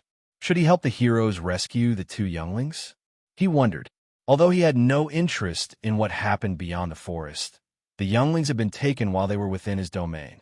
He had watched them over the past few days as they trained. Could he really leave their lives in the hands of villains? He wasn't sure. Morning arrived, and Isizuku found himself basking in the sunlight in his usual clearing, surrounded by the animals. The pro-heroes from UA had left to prepare for the rescue mission, and the forest had returned to its usual quiet atmosphere. Did he miss the playful chatter of the younglings? Maybe. After some time in the sun, he sensed a presence nearby and was informed that Kota was looking for him. When the backup heroes had left, Kota had quietly slipped away, determined to find the boy who had saved him. He had learned that Isizuku wasn't part of the hero course or a pro-hero at all, but rather the guardian of the forest. Still, he wanted to thank him for saving his life, for stopping the villain who wanted to hurt him, and maybe, just maybe, for making him understand his parents' sacrifice a little more. He wandered through the trees, calling out, "Mr. Guardian," as he made his way toward his usual hiding place. Eventually, he sat on the cliff overlooking the vast greenery, watching the now thriving forest as if the attack had never happened. "You were looking for me?" Kota flinched slightly at the sudden voice. Turning, he saw Isizuku standing there, bathed in dappled sunlight, watching him with calm, unreadable eyes. Isizuku sat down beside him, and for a while, they simply sat in silence, listening to the wind rustling through the leaves. Then Kota finally spoke. "Thank you for saving me." "There's no need to thank me, young one," Isizuku replied softly. Kota shook his head. I just wanted to see my hero and thank him. I know you've been secretly protecting me this whole time." Isizuku blinked, caught off guard. "I'm not a hero," he said simply. "I only protected my forest." "That doesn't matter," Kota said firmly. "My mom always told me that a hero's job is to save people who can't protect themselves. You protected us, not just me, but the forest, the animals, and even the people you don't know. That makes you a hero." Isizuku was silent, watching Kota as the boy clenched his small fists. "When Mama and Papa died, I was angry," Kota continued, his voice trembling. "I hated that they sacrificed themselves for people they didn't even know. But then, you saved us, even though you never spoke to us before.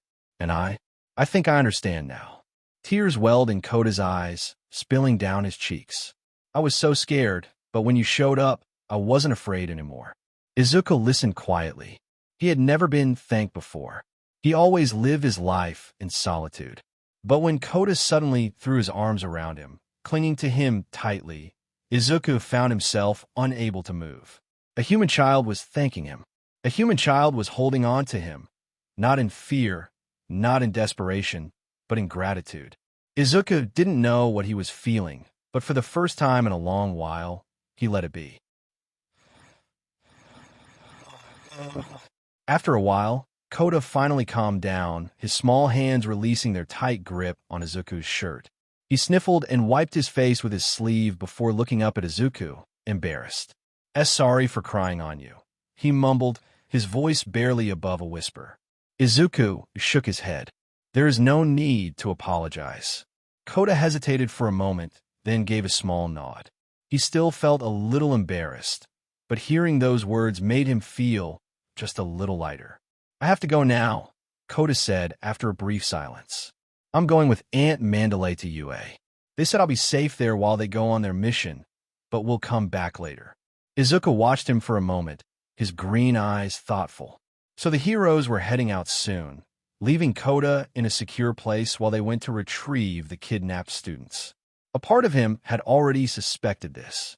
As Kota turned to leave, Isizuku raised his hand, his palm facing upward. A soft, green glow pulsed from his skin, and before Kota's wide eyes, a small, delicate lotus flower began to bloom right in the center of his palm. The petals unfurled gracefully, shimmering with an almost ethereal light, as if infused with the very essence of the forest itself. Isizuku gently plucked the flower and held it out to Kota. "Take this," Isizuku said. "Keep it with you. It will protect you." Kota blinked in surprise, looking down at the flower before carefully taking it into his hands. It felt warm, almost as if it were alive. "Really?" Kota asked, his voice tinged with curiosity. Isizuku gave a small nod. "It holds a piece of my energy." If you ever feel lost or afraid, hold it close. Kota clutched the flower tightly, a small, genuine smile appearing on his face. Thanks, Mr. Guardian. I'll take good care of it. Call me Izuku. With one last glance at Izuku, Kota turned and started heading back. Izuku watched as the boy disappeared into the trees, his small figure blending into the forest vastness. The meeting room at UA was heavy with tension.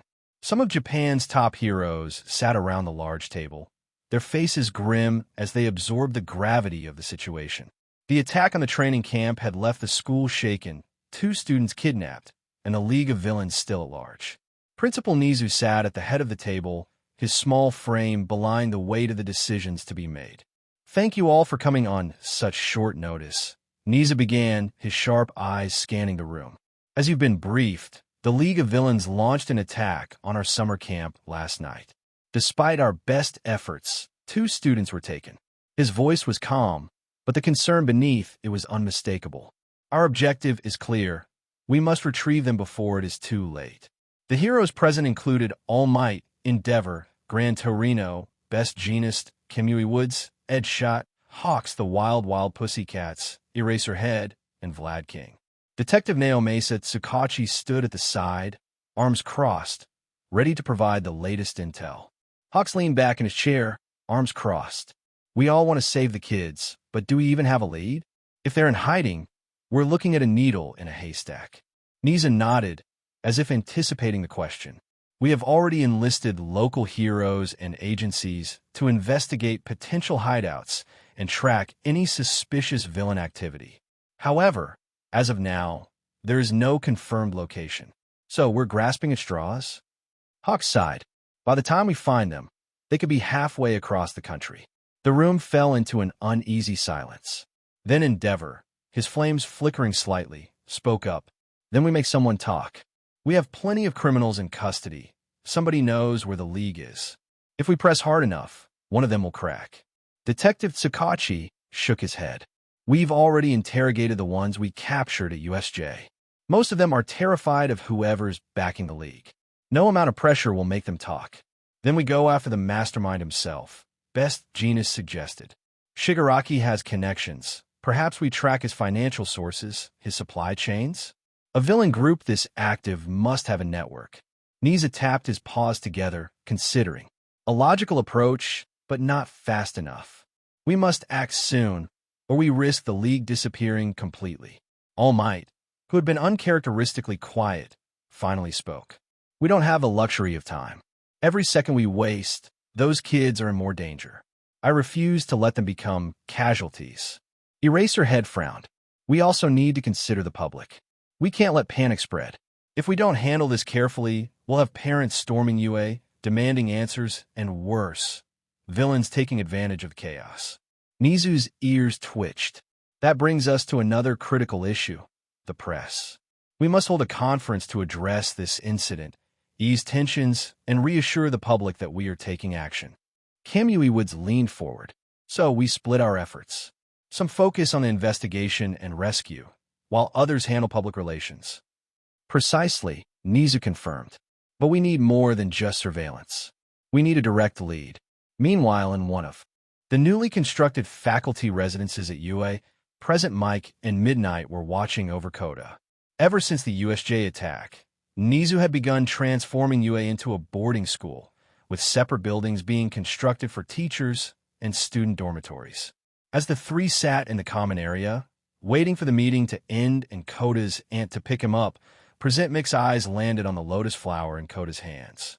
What you got there, little listener? He asked curiously. It's a gift from Izuku, Kota replied simply. Both heroes stiffened. As in, the Forest Guardian? Mike asked, his voice a mix of curiosity and caution. Yeah, he told me to keep it with me all the time. Said it would keep me safe. Midnight exchanged a glance with Mike, both uneasy. Before either could respond, the lotus flower began to glow. At first, the light was faint, but within moments, it became so bright it illuminated the entire room. What's happening? Midnight asked, startled. Kota clutched the flower tightly, unwilling to drop it, even as the glow intensified. Then, just as suddenly as it had started, the light faded, and Izuku was standing before them. Shock and disbelief were written all over their faces. "So this is the famous UA?" Izuku mused, glancing around. You. Present Mike stammered, pointing a trembling finger at him. "How did you get here?" Izuku ignored the question. "Where's the animal in charge here?" he asked, referring to Nizu. "Take me to him." Present Mike and Midnight hesitated, still processing what had just happened. Midnight, regaining some composure, nodded stiffly. "Fine. Follow us." The trio led him through the halls to the meeting room. Midnight knocked firmly on the door. "Enter," came Nizu's voice. All eyes turned to them as Present Mike stepped inside. "Nizu, you have a guest," Mike said hesitantly. Endeavor scowled. "We are in the middle of a meeting. Who the hell visits a school at this hour?" "Izuku is here," Mike announced. Those who had encountered Izuku in the forest gasped audibly. "How did he get here?" Mandalay asked, her eyes wide. Hawks, who had been watching the exchange, raised an eyebrow. "Who is this person that has you all so rattled?" The heroes who had met Izuku remained silent. The existence of the mysterious forest guardian had not yet been disclosed to the rest of the group. Nizu, however, smiled, as if he had been expecting this development all along. Well, he said, leaning forward, eyes twinkling with intrigue. "It seems the game has just changed." Endeavor glared at the green-haired kid who had seemingly appeared out of nowhere, acting all high and mighty. The UA staff regarded him with respect, which only irritated him further. And why? Why was this child sitting on a throne made of vines? Why is a child in this meeting? Endeavor grumbled, flames flaring slightly. Aizawa shot him a deadpan glare. Without a word, Endeavor's flames flickered out, as if personally offended. Meanwhile, Hawks leaned back in his chair, amused. Something about the kid was oddly calming. The air around him felt different. Kamui Woods, on the other hand, was unnervingly silent. His quirk practically hummed in response to the boy's presence. The rest of the heroes were caught somewhere between shock and confusion. Best Jeanist finally adjusted his collar and spoke up. "Nizu, who exactly is this? Isn't he a little young to be joining this meeting?" "This," Nizu said, his beady eyes gleaming, "is Izuku, also known as the Forest Guardian." Silence. Then, "The what now?" Hawks asked, raising an eyebrow. Nizu continued, unfazed. "This information was intentionally left out of the debriefing, but since the individual in question is here, the wild Pussycats can provide the real account of what happened during the League of Villains attack. I must stress that what you hear today does not leave this room." Ragdoll, Pixie Bob, Mandalay, and Tiger exchanged glances before launching into an explanation of everything that had happened in the forest, the real version. The one where Izuku, this supposed forest guardian, had manipulated the entire terrain like a living entity and tossed villains around like ragdolls. The room fell into stunned silence. "Are you all seriously believing this?" Endeavor scoffed, arms crossed. "Control an entire forest? No one is that powerful. If they say it's true, we have to believe it," Gran Torino muttered, rubbing his temple. "It's not the strangest thing I've seen, but it's up there." Hawks whistled. "Man, and here I thought I was special for talking to birds." Best Jeanist, ever the professional, cleared his throat. "So, if I understand correctly, this young man has the ability to manipulate nature on a massive scale?" "That would be the simple version," Nizu replied, looking rather pleased. Izuku, still lounging on his throne of vines, barely reacted.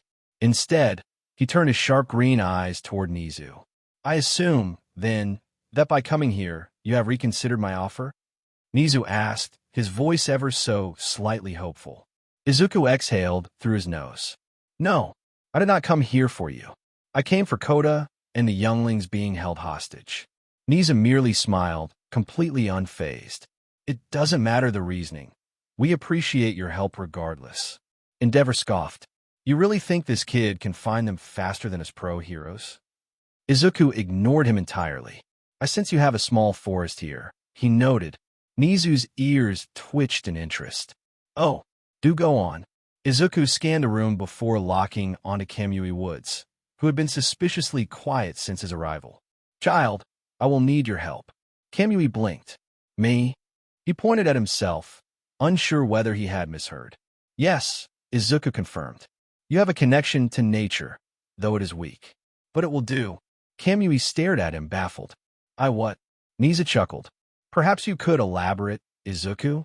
It seems some of our heroes are lost. Izuku sighed as if this was painfully obvious. I can sense everything within my domain. That means if I want to find the younglings, I need to create a new domain, one that covers a much larger area. That will take time.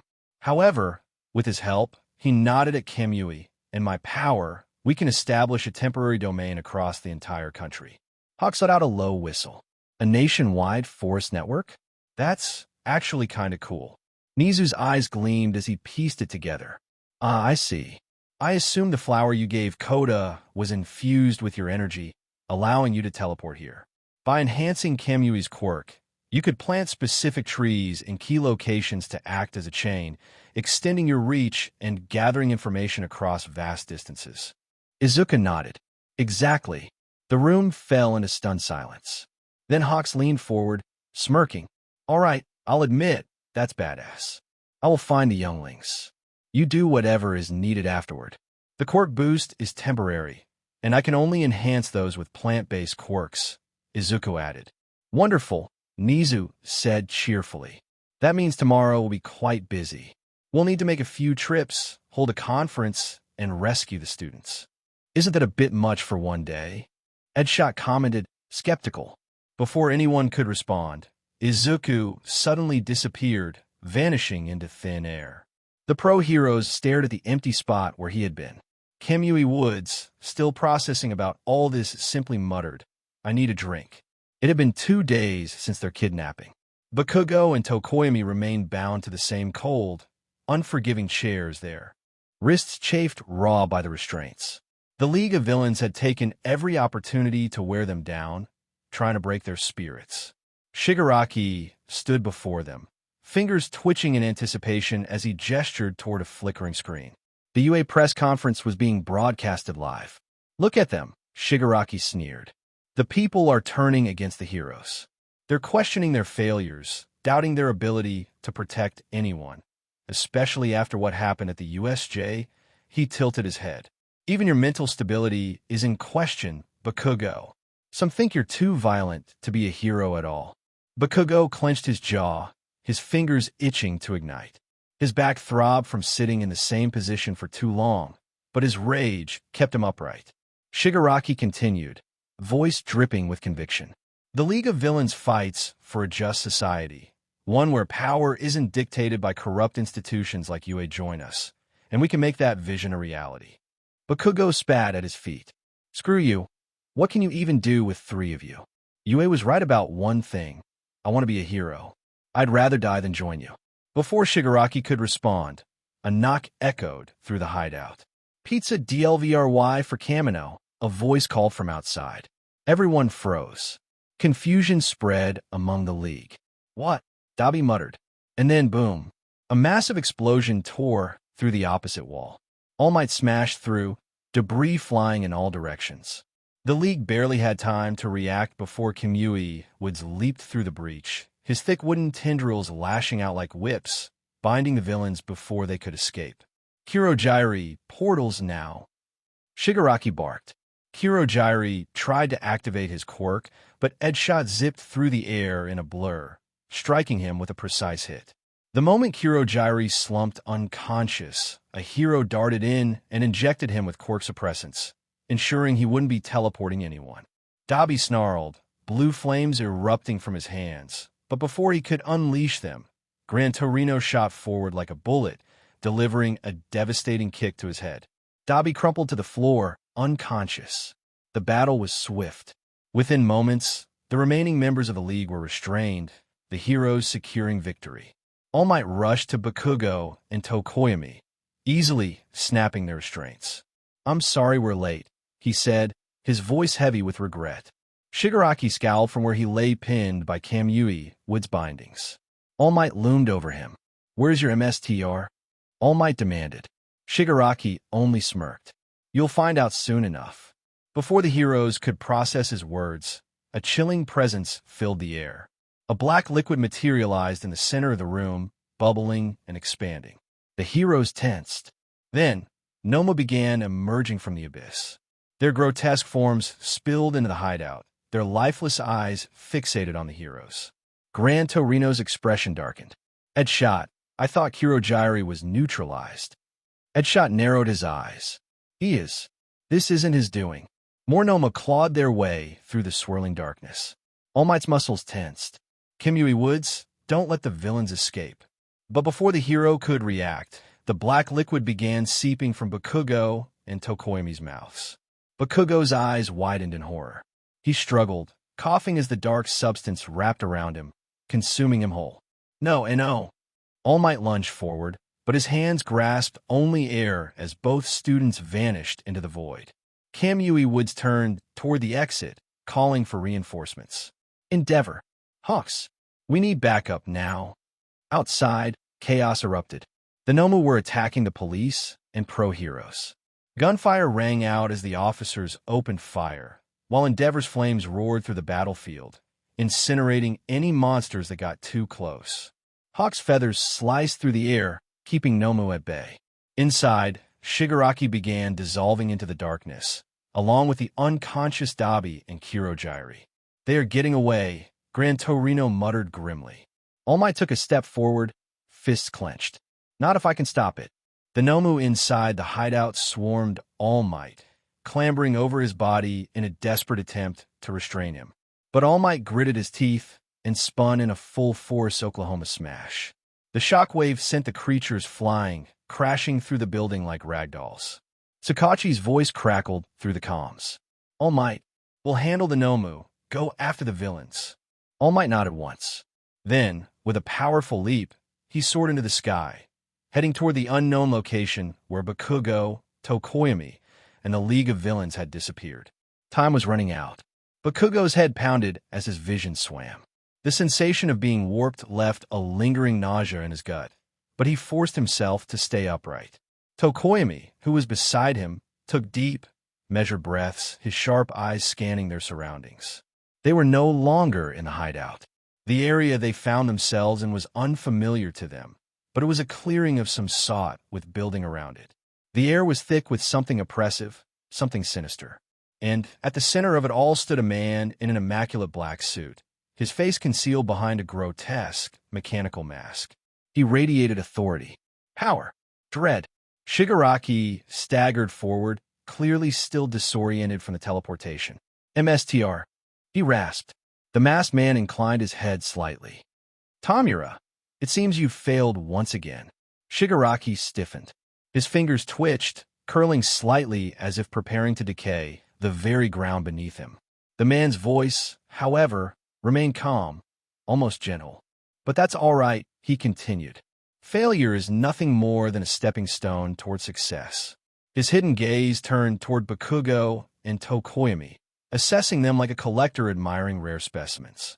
If only we had met under better circumstances. I imagine things would have been different. Bakugo's lip curled. Like hell I'd ever want to meet a freak like you. All for One chuckled. It was deep and resonant, almost amused. Such spirit. Yes, you are indeed an interesting piece in this grand game. He then turned back to Shigaraki, placing a gloved hand on his apprentice's shoulder. Tamura, you still have Kirojiri. And this boy. His fingers curled ever so slightly, and for a moment, an unseen force squeezed around Bakugo. It was barely noticeable, but it made his breath hitch for just a second. All for One's tone softened, as if he were speaking to a child. Try again. Try as many times as you like. Everything is for your sake. Shigaraki trembled beneath his MSDR's touch. It wasn't fear. It was devotion. Before he could respond, a massive figure dropped from the sky. And then, boom, a golden blur smashed down above, All for One with the force of a meteor. The sheer impact cracked the ground, sending tremors through the entire structure. But All for One, who detected his arrival, blocks All Might's attack. When the dust settled, All Might's expression was one of unshakable resolve. I'm taking everything back, he roared. You always did have such a dramatic way of entering, Tashinori. All for One's voice remained eerily calm. Will you try to kill me again? All Might's eyes burned with fury. If that's what it takes. All Might swung again, his fists moving faster than most could perceive. All for One met him blow for blow, the impact of their strikes creating devastating shockwaves that sent everyone flying. Bakugo and Tokoimi were launched. Backward, even Shigaraki was barely able to stay on his feet. Bakugo gritted his teeth, digging his heels in to stop himself from skidding further. He looked up, just in time to see All Might's fist collide with All for One's mask, sending cracks through the reinforced metal. But All for One didn't falter. Instead, his unseen power expanded outward like an invisible tidal wave, smashing All Might through a building. The battle for survival had begun. Dabi groaned as his senses slowly returned. The last thing he remembered was being surrounded by heroes. Now, all he felt was the relentless gusts of wind roaring around him. Dust and debris whipped through the air, stinging his skin. "What's happening?" he muttered, his voice rough. "You're finally awake," Shigaraki rasped, his voice hoarse but laced with urgency. He barely spared Dabi a glance, his bloodied fingers twitching as he watched the battle unfold. "Sensei is fighting All Might. If we join in, we can finally kill him." Dabi blinked rapidly, shaking off the last of his dizziness before scanning his surroundings. What he saw made his breath hitch. Two titans clashed in the heart of the battlefield. All Might and All for One traded devastating blows, each strike reshaping the very landscape around them. Buildings crumbled, shockwaves ripped through the air, and the sheer force of their battle made it nearly impossible to stand. Even from a distance, Dabi could feel the heat of their power pressing down on him like an invisible weight. "We can't get close enough, even if we wanted to," Dabi said, narrowing his eyes as another explosion sent rubble flying. This would be a good chance to escape with the hostages. Shigaraki's nails scrape harshly against his neck, deep enough to draw BLD. "We can't. Kirojiri is still out cold. Whatever they injected him with isn't wearing off anytime soon." His voice wavered, frustration seething beneath every word. Dabi clicked his tongue, his gaze darting between the unconscious Kirojiri and the battle still raging on. Things weren't looking good. And then, the heroes finally reached the scene after dealing with Inomo. Pro-heroes flooded into the battlefield, surrounding the League with calculated precision. At the same time, the thudding of helicopter blades filled the air. A news station had arrived, cameras trained on the legendary fight unfolding before them.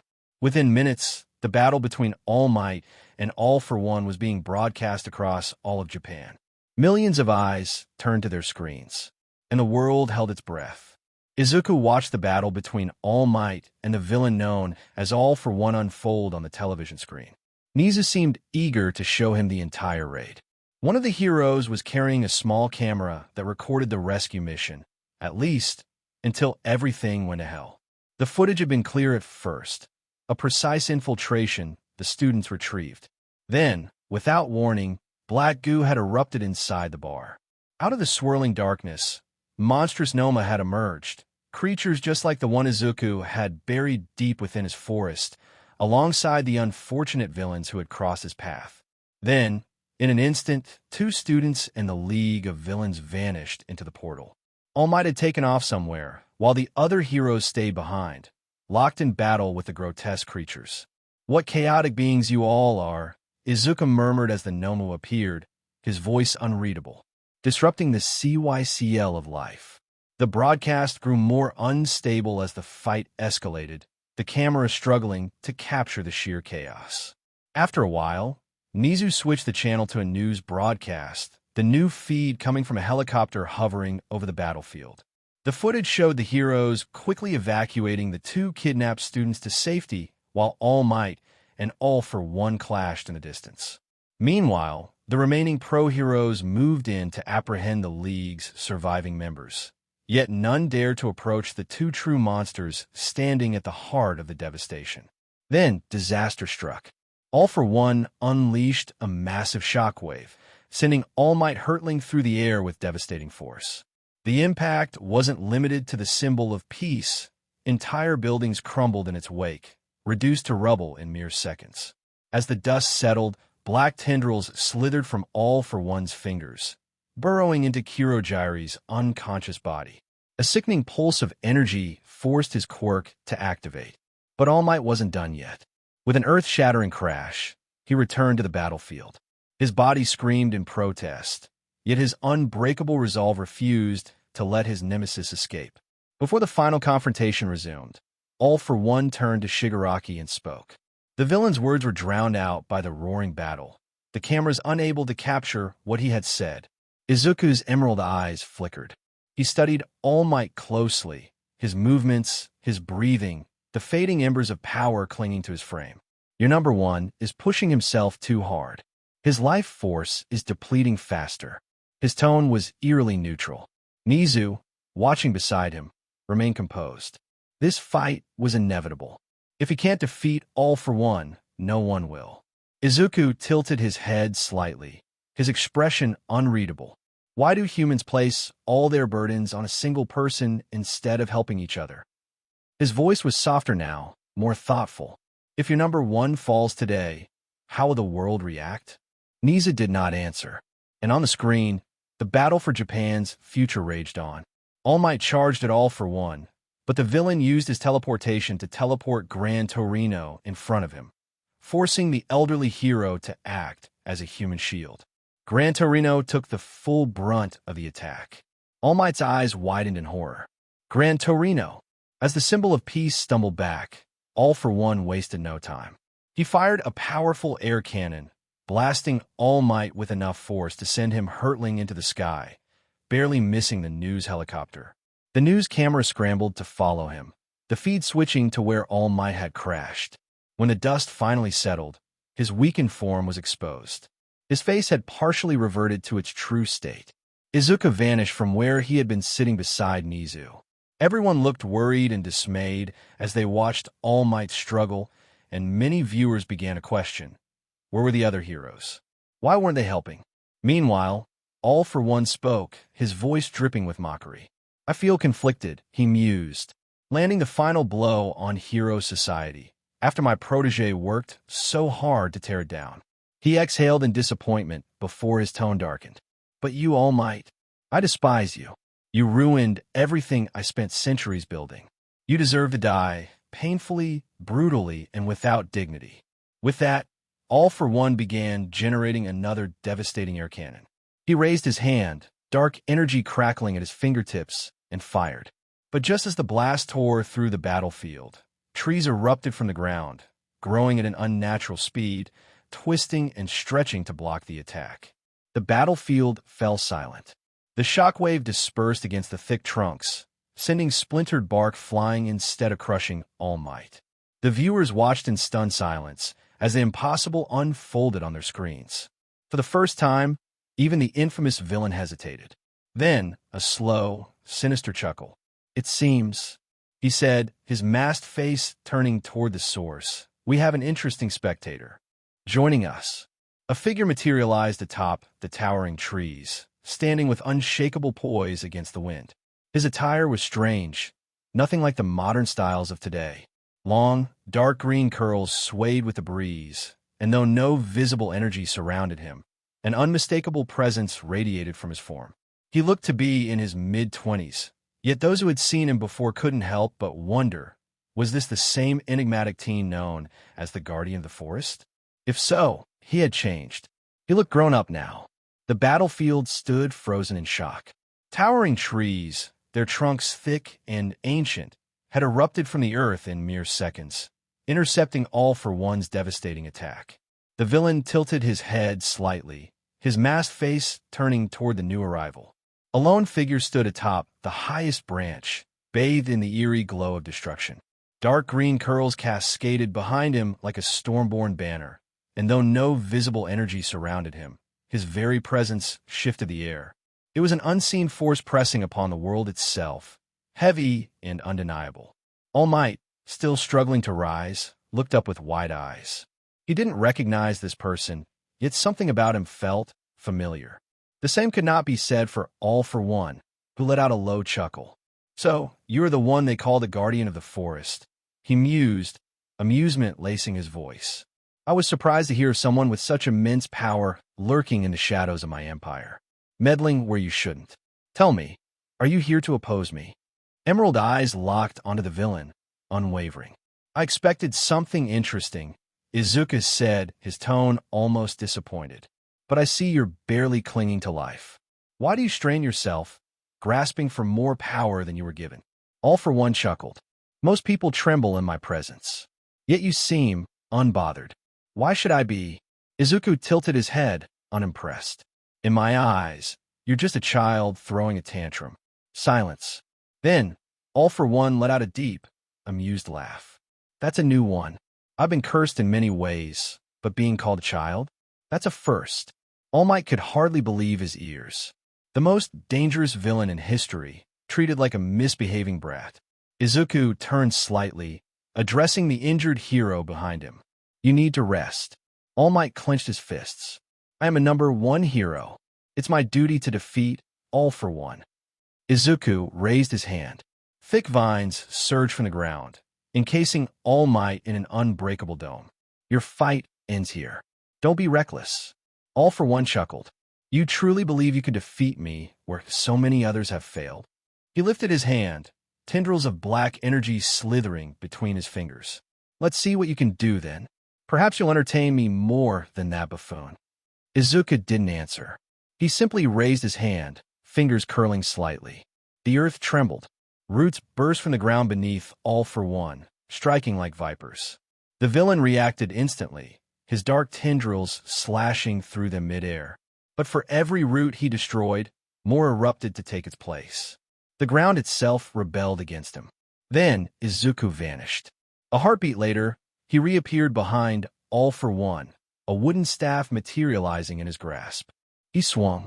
The shock wave shattered the air. All for One barely managed to raise his arm, but the force sent him skidding backward, carving trenches into the earth. That was quite the hit, the villain admitted, shaking his arm. Cracks ran along the armor, covering his limb. Then he chuckled darkly. This is more fun than fighting my brother's successors. The air warped as he activated multiple quirks at once. His body twisted, grotesque muscles forming unnatural bulges beneath his suit. A massive, clawed hand of raw energy materialized as he lunged forward. Izuku moved like water, twisting effortlessly. The earth answered his call. Thick vines shot up to intercept the attack. The energy claw shredded through them, but it was just enough time for Izuku to pivot midair. He struck. The staff connected with All for One's chest, and a pulse of telekinetic force erupted outward, launching the villain through the battlefield. He crashed through a half-destroyed building, debris collapsing around him. Silence. Then laughter. Deep, guttural, amused. The rubble shifted, and All for One emerged, brushing dust off his shoulders. You're an anomaly, he said. Your power is fascinating. You wouldn't mind if I took it for myself, would you? Izuku remained silent, his grip on his staff tightening. The wind howled, carrying the scent of scorched earth and crumbling stone. All for One moved at impossible speed, a blur in the darkness. Black tendrils lashed out, one coiling around Izuku's wrist, another shooting toward his throat. Then, the tendril snapped.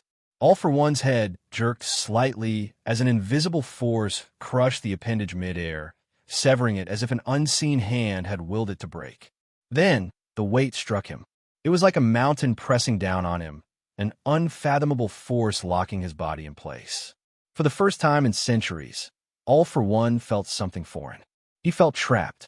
Izuku exhaled, his voice eerily calm and sounding bored. You flaunt your strength, intimidate others, convinced no one will ever challenge you. His emerald gaze darkened. But you don't know what real power is. The ground rumbled. The battlefield trembled. Then, the earth split open. From the depths of the fissure, a massive plant burst forth, its height towering over the ruined buildings. Its petals unfurled, revealing a sunflower at its core, golden and immense. Sparks of yellow electricity crackled around it, the air charged with raw energy. Onlookers watched in stunned silence, awe and fear warring within them. The flower pulsed. Once. Twice. Then, it released an explosion of radiant energy. A beam of pure light engulfed All for One. The villain's eyes widened. When the smoke cleared, a massive crater had formed where he once stood. And at its center, All for One lay motionless, his mask vaporized, his suit in tatters. Izuku stood motionless atop the ruins, his staff lowering as the sunflower behind him wilted, its duty complete. The battlefield, once filled with chaos, was now eerily silent.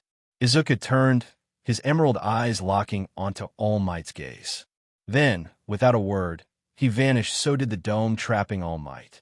The moment the battle ended, the world erupted, not in terror, but in sheer disbelief. All for One, the embodiment of darkness, had been defeated, and it wasn't by All Might. Social media frenzy. At Hero News 24, breaking, the boogeyman himself, All for One, has been taken down, but not by All Might. A mysterious figure appeared out of nowhere and single-handedly overwhelmed the most dangerous villain in history. Who was he? Where did he come from? Hashtag unknown hero, hashtag all for one defeated, hashtag who is he, hashtag vigilante. At Quirk Analysis Forum, he took down AFO like it was nothing. What was that power?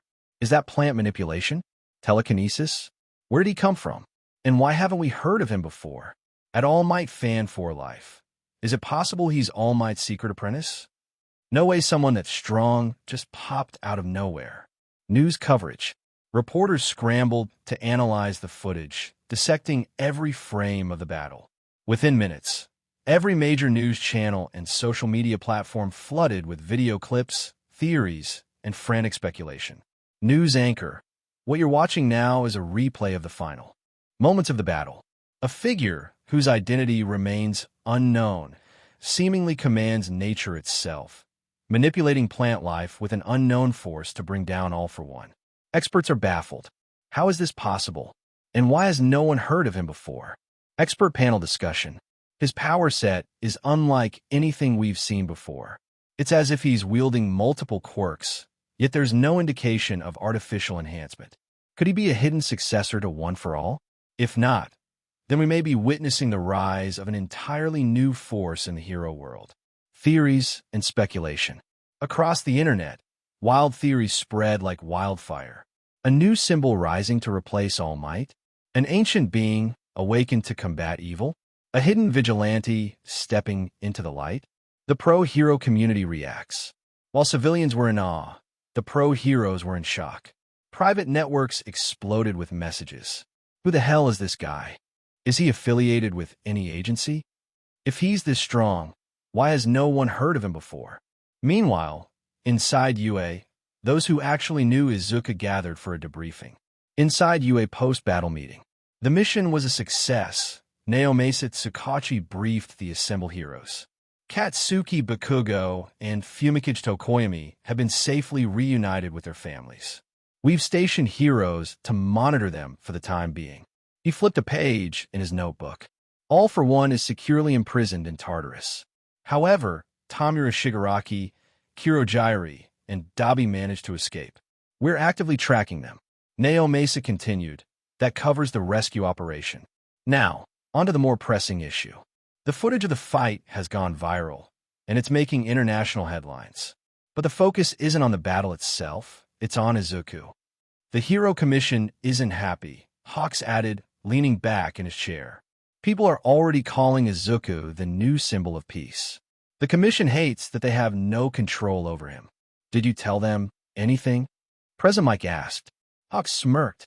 Nah, let them chase ghosts. I'm enjoying the chaos he stirred up. It'll keep the Commission off my back for a while. I didn't think he'd actually step in. Gran Torino mused. He didn't seem interested. I wonder what changed. Regardless, we owe him. Without him, the outcome would have been very different. He was silently grateful that the media is too distracted with Isizuku and ignore how dangerously close All Might had come to exposing his weakened state. Oh, the citizens are losing their minds, President Mike chuckled.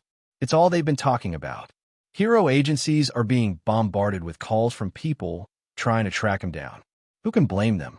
With the power he displayed, people will be attracted to him regardless. Where the hell is he? Endeavor growled. For 2 days straight, reporters had ambushed him during his patrols, demanding answers and opinion on the matter. A mere few minutes of television exposure, and Isizuku had already become just as popular as All Might. Even his merchandise is being sold in hero stores. Nizu, however, simply laughed. I believe he has returned to where he belongs. Just make sure you don't go stirring up trouble with him, he said, looking pointedly at Endeavor. Once the students settle into the dorms, I'm considering organizing a team to formally thank him. Class 1A had finally arrived at their new accommodations, the Heights Alliance dormitories, located within UA's campus and just a 5-minute walk from the main school building. As the students unpacked and settled into their rooms, the reality of their new living situation began to sink in.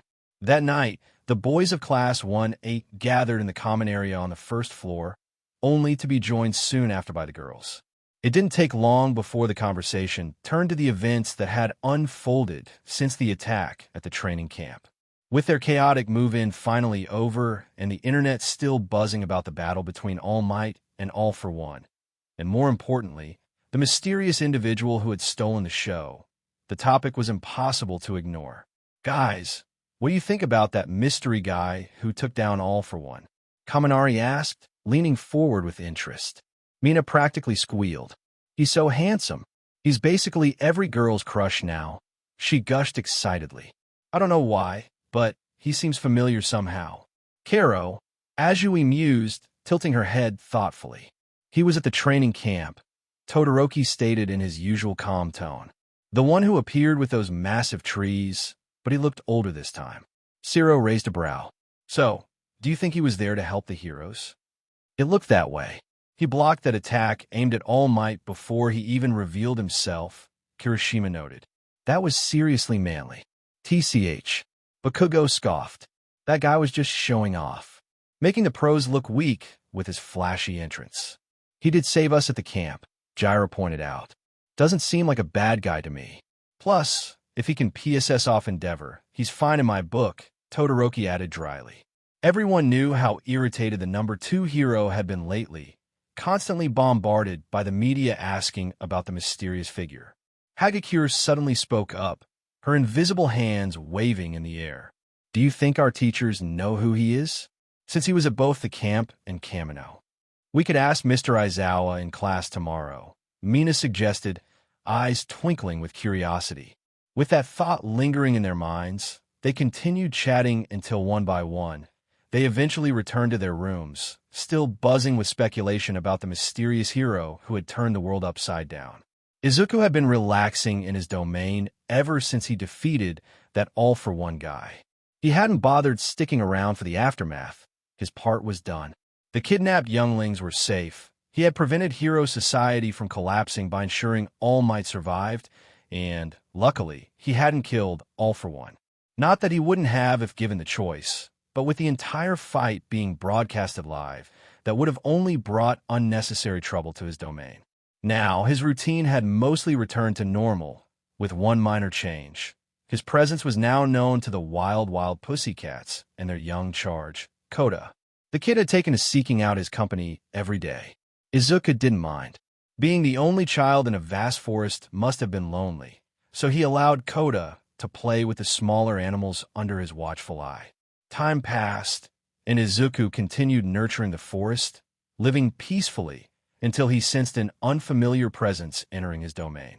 Moments later, the UA school bus rolled up to the wild Pussycats campsite. A lot had happened at UA in the past 2 months since the kidnapping incident. The school had managed to sweep most of it under the rug, and soon enough, the public stopped asking about the mysterious hero who had appeared that night. The first-year hero course had taken their provisional license exam and passed. More notably, UA had recently rescued a young girl who had been subjected to horrific experiments by villains. She was now under UA's care, specifically placed under Aizawa's guardianship. Since her rescue, however, the girl had barely opened up to anyone. Principal Nizu, always one step ahead, decided it was time to introduce her to someone her age. And with Kota already living with the Pussycats, it made perfect sense to bring her here. Of course, that wasn't the only reason Nizu had arranged this visit. It was also the perfect excuse to talk to Izuku. Kota stood with his aunt and the rest of the wild Pussycats, waiting for the UA staff to arrive. Honestly, he'd rather be at his secret hideout or playing with the forest creatures. But no, he had to stand here and wait for a bunch of heroes. Why did they even need him here? He was just a kid. He didn't care about grown-up talks, meetings, or whatever official hero business they were dealing with. His aunt had said they were bringing someone and hoped he could be friends with her. Apparently, Yue had rescued her from some bad people, and now they wanted him to what? Entertain her? Be her emotional support friend? He wasn't sure how that was his problem.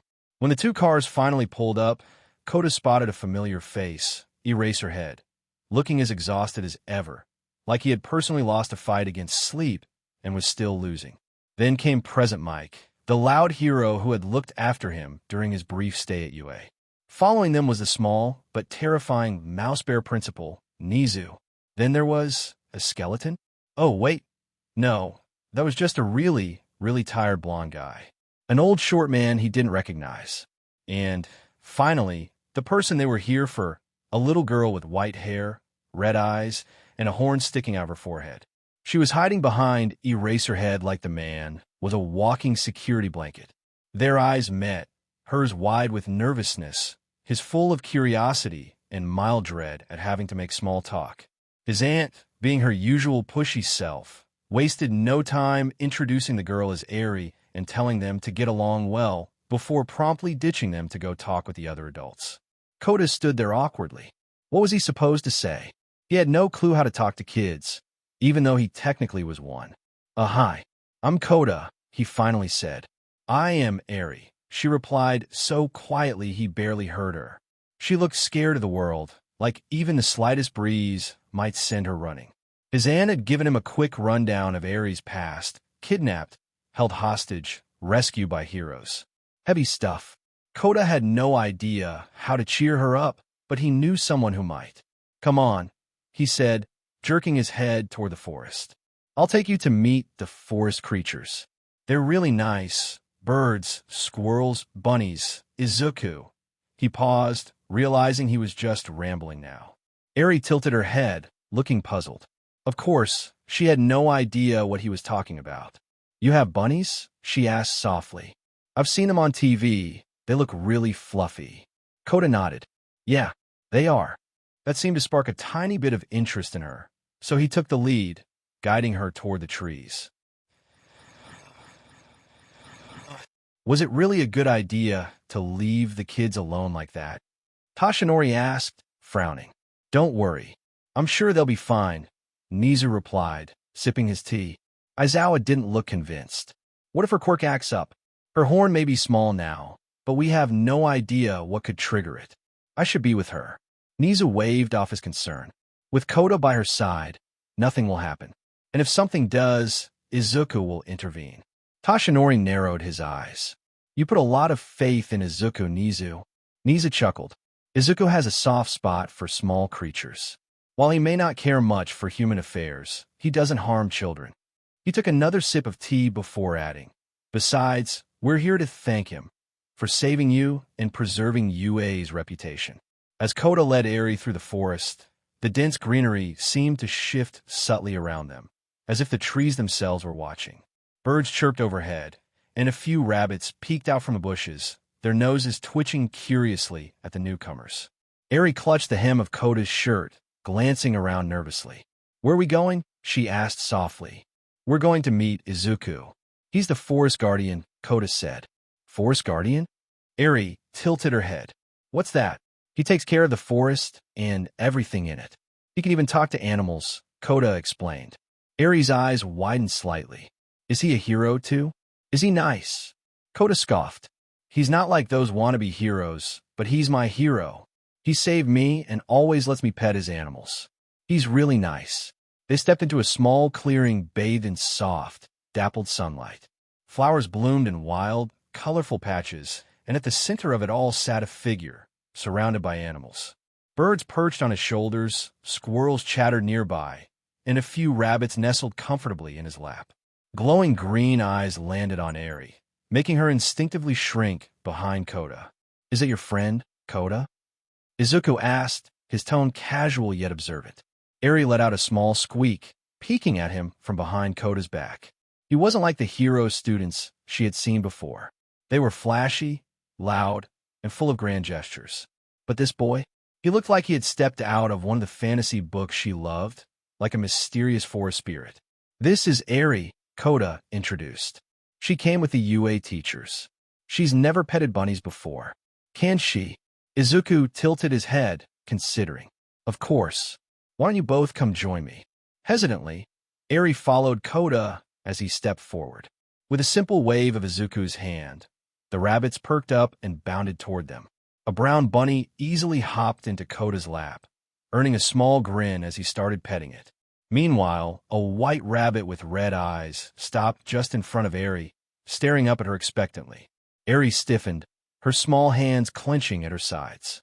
Don't worry, little one. They don't bite. Izuku reassured her. What's wrong, Eri?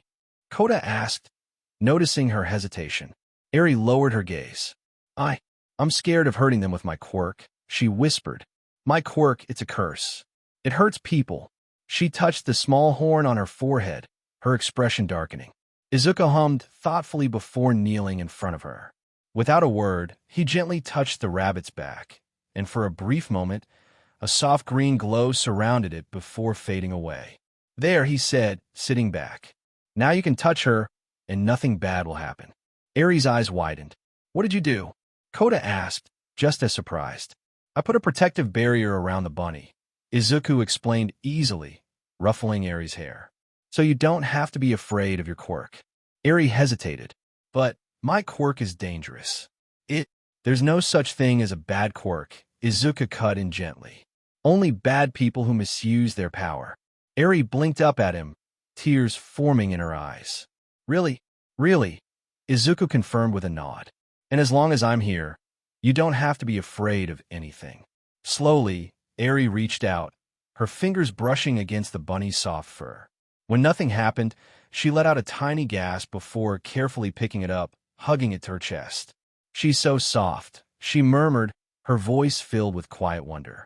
Izuku watched her, a small smile tugging at his lips. After they spent some time petting the animals, Izuku raised a hand, and a small tree sprouted from his palm. Eri watched in awe as tiny buds formed, quickly growing into bright red apples. Here, have some apples, Izuku offered. Kota eagerly picked a few and handed some to Eri. They both watched in fascination as the tree slowly disappeared afterward. Izuku is really cool, Kota bragged. He can grow anything he wants. He even gave me a flower that never wilts. Eri looked up at Izuku shyly. Can I have one too? Izuku smiled warmly. Of course. He gently placed a delicate pink peony in her hands.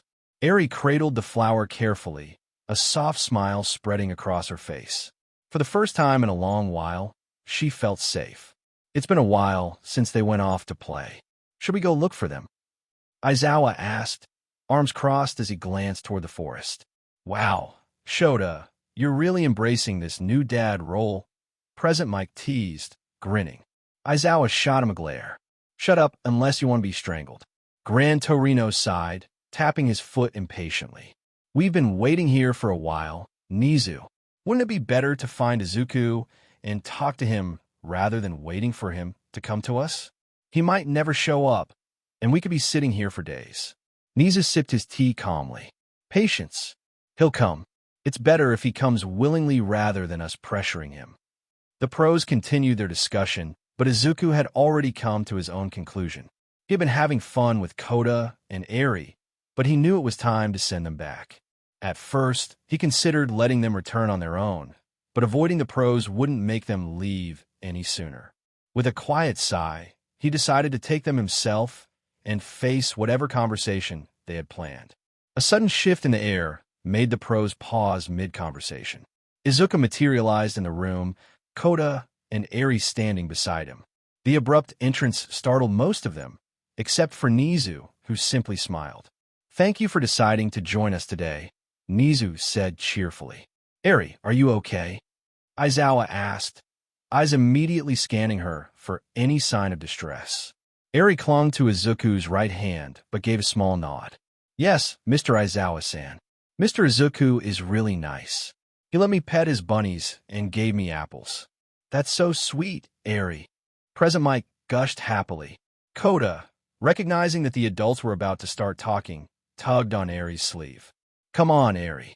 Let's go play with my toys in my room. Eri hesitated for a second before nodding, allowing Kota to lead her away. With them gone, Izuku lazily waved a hand, and a chair made of intertwining vines sprouted from the ground. He sat down, his piercing green eyes settling on the gathered prose. "What do you want to talk about?" he asked flatly. Gran Torino elbowed a hesitant All Might, urging him forward. All Might coughed awkwardly. "Oh, well. First, thank you for stepping in and defeating All for One." He lowered his head in a deep bow. "I was prepared to die that day to stop him, but because of you, I didn't have to. So, thank you." Gran Torino nodded in agreement. "Yeah, thanks for saving my idiot student. I've seen enough deaths in my lifetime. I didn't want to see another successor fall." Izuku leaned back, unimpressed. "I didn't do it for gratitude. Your fight was causing more destruction than it was saving lives. It was getting annoying to watch." All Might flinched, guilt flickering across his face. "Is that all?" Izuku asked, shifting his gaze to Nizu. Nizu chuckled, undeterred. "Actually, I have a proposition for you." His eyes gleamed with intrigue. "Why don't you become a UA instructor?" The room fell silent. Present Mike and Aizawa exchanged shocked glances. "You want me to teach your heroes?" Izuku asked, raising an eyebrow. "Why would I do that?" All Might frowned. "Aren't we supposed to keep his existence a secret?" Nizu waved off the concern. "It wouldn't be a full-time job. I'm simply asking you to assist with training camp sessions. That way, instead of hiding in the shadows, you can interact freely with the students and see what the next generation of heroes is like." He smiled knowingly. "I imagine it would make your immortal life far more interesting." Izuku's expression remained unreadable. "To the students, we can introduce you as an associate of the wild Pussycats, someone who prefers to stay out of the limelight." Nizu continued smoothly. "The first-year class you saved is eager to meet you. I'm sure Aizawa can confirm that." Aizawa exhaled through his nose. "The problem children keep asking about you." Izuku studied Nizu for a long moment before smirking. "You've really thought this through. But what makes you think I'll allow you to train in my forest?" Nizu's grin widened. About that. Since the public doesn't know you own this forest, anyone could trespass at any time. But if UA officially designates it as a training ground, it becomes protected territory. No one would be able to claim it or enter without permission." Izuku narrowed his eyes. "I don't need your protection to guard my domain." Nizu nodded, undeterred. "Of course not. But this would prevent unnecessary fights in the future. And if, by some chance, news of your existence spreads, we can simply say you're part of UA staff. A mysterious trainer who prefers to remain unseen." The room fell into silence again as Izuku considered the offer. Nizu simply smiled, waiting for his answer. Class 1A, soon to be Class 2A, found themselves once again at the familiar training campsite in the depths of the forest. Mr. Aizawa had bluntly told them that this would be their final test to close the year, a challenge to see how much they had improved before moving up to the next grade. It had been a long, exhausting year. Villains had attacked in their first semester, and though the League of Villains had gone quiet after All for One's defeat, everyone knew they were out there somewhere, licking their wounds, plotting their next move. But until that day came, life had been surprisingly normal. Well, as normal as life could be for aspiring pro heroes. Now, standing at the edge of a very familiar cliff, staring down at the dense forest below, a deep sense of déjà vu washed over them. Are we seriously doing this again? Mineta whined, already sweating. This'll be child's play, Kaminari declared with a confident grin. We've grown so much since last time. We'll reach the campsite in no time. Aizawa, looking as sleep-deprived as ever, exhaled sharply. Then go down yourselves. The students exchanged uneasy glances before making their way down. No one wanted to test Aizawa's patience, or his sleep deprivation. At first, things seemed easier than before. The mud monsters and wild beasts from last time were still there, but they weren't nearly as much of a challenge. The students tore through them, a testament to the months of training, experience, and their provisional hero licenses. Man, this is way easier than before. Kirishima grinned, blocking an attack with his hardened arm. Almost makes me nostalgic for when we were weak and pathetic, Siro joked as he swung between trees. But as they pressed on, something strange started happening. Is it just me? Or is the path getting narrower? Azui asked, flicking her tongue out in thought. The forest is becoming denser, Tokoyami noted grimly, his eyes scanning the shifting trees. Wait a second. Yaoyorozu paused, looking behind them. The trees that were destroyed in our fight, they're back. Silence. Then, okay, this is officially creepy, Kaminari said, shifting nervously. You don't think it's the forest gremlin? Mina gasped, smacking her forehead. I totally forgot about that thing. Guys, where's Kota? Everyone turned. Kota, along with a few other students, was missing. Oh, come on. This is classic horror movie stuff. Mineta shrieked. First, the group splits up, then one by one we get picked off. Before he could finish, something slithered across the ground. A vine wrapped around Mineta's ankle and yanked him off his feet. H. Oh, wait. Never mind. I'm good, Mineta said, peeling the vine off. False alarm. Then an entire swarm of vines erupted from the earth. Never mind, panic. Panic.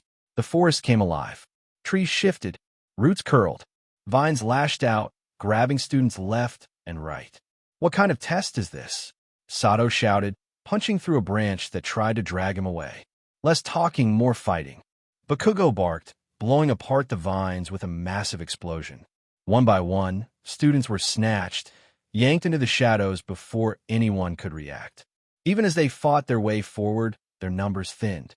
By the time they finally reached the training camp's clearing, panting and exhausted, they did a quick head count. We're missing, 5 people, Jiro said, glancing around in concern. Aizawa stood at the entrance of the camp. Sipping his coffee like this was all very normal. Took you longer than expected, he noted. Sensei. Ida panted, frantically adjusting his glasses. Several of our classmates have disappeared. Aizawa barely glanced up from his coffee. They got here before you. The class turned to see their missing friends slumped against a tree, tangled in vines, looking utterly drained, like they had just survived the worst group project of their lives. From now on, you'll be in the hands of UA's new instructor, Aizawa announced in his usual deadpan tone. Before anyone could process his words, the ground trembled.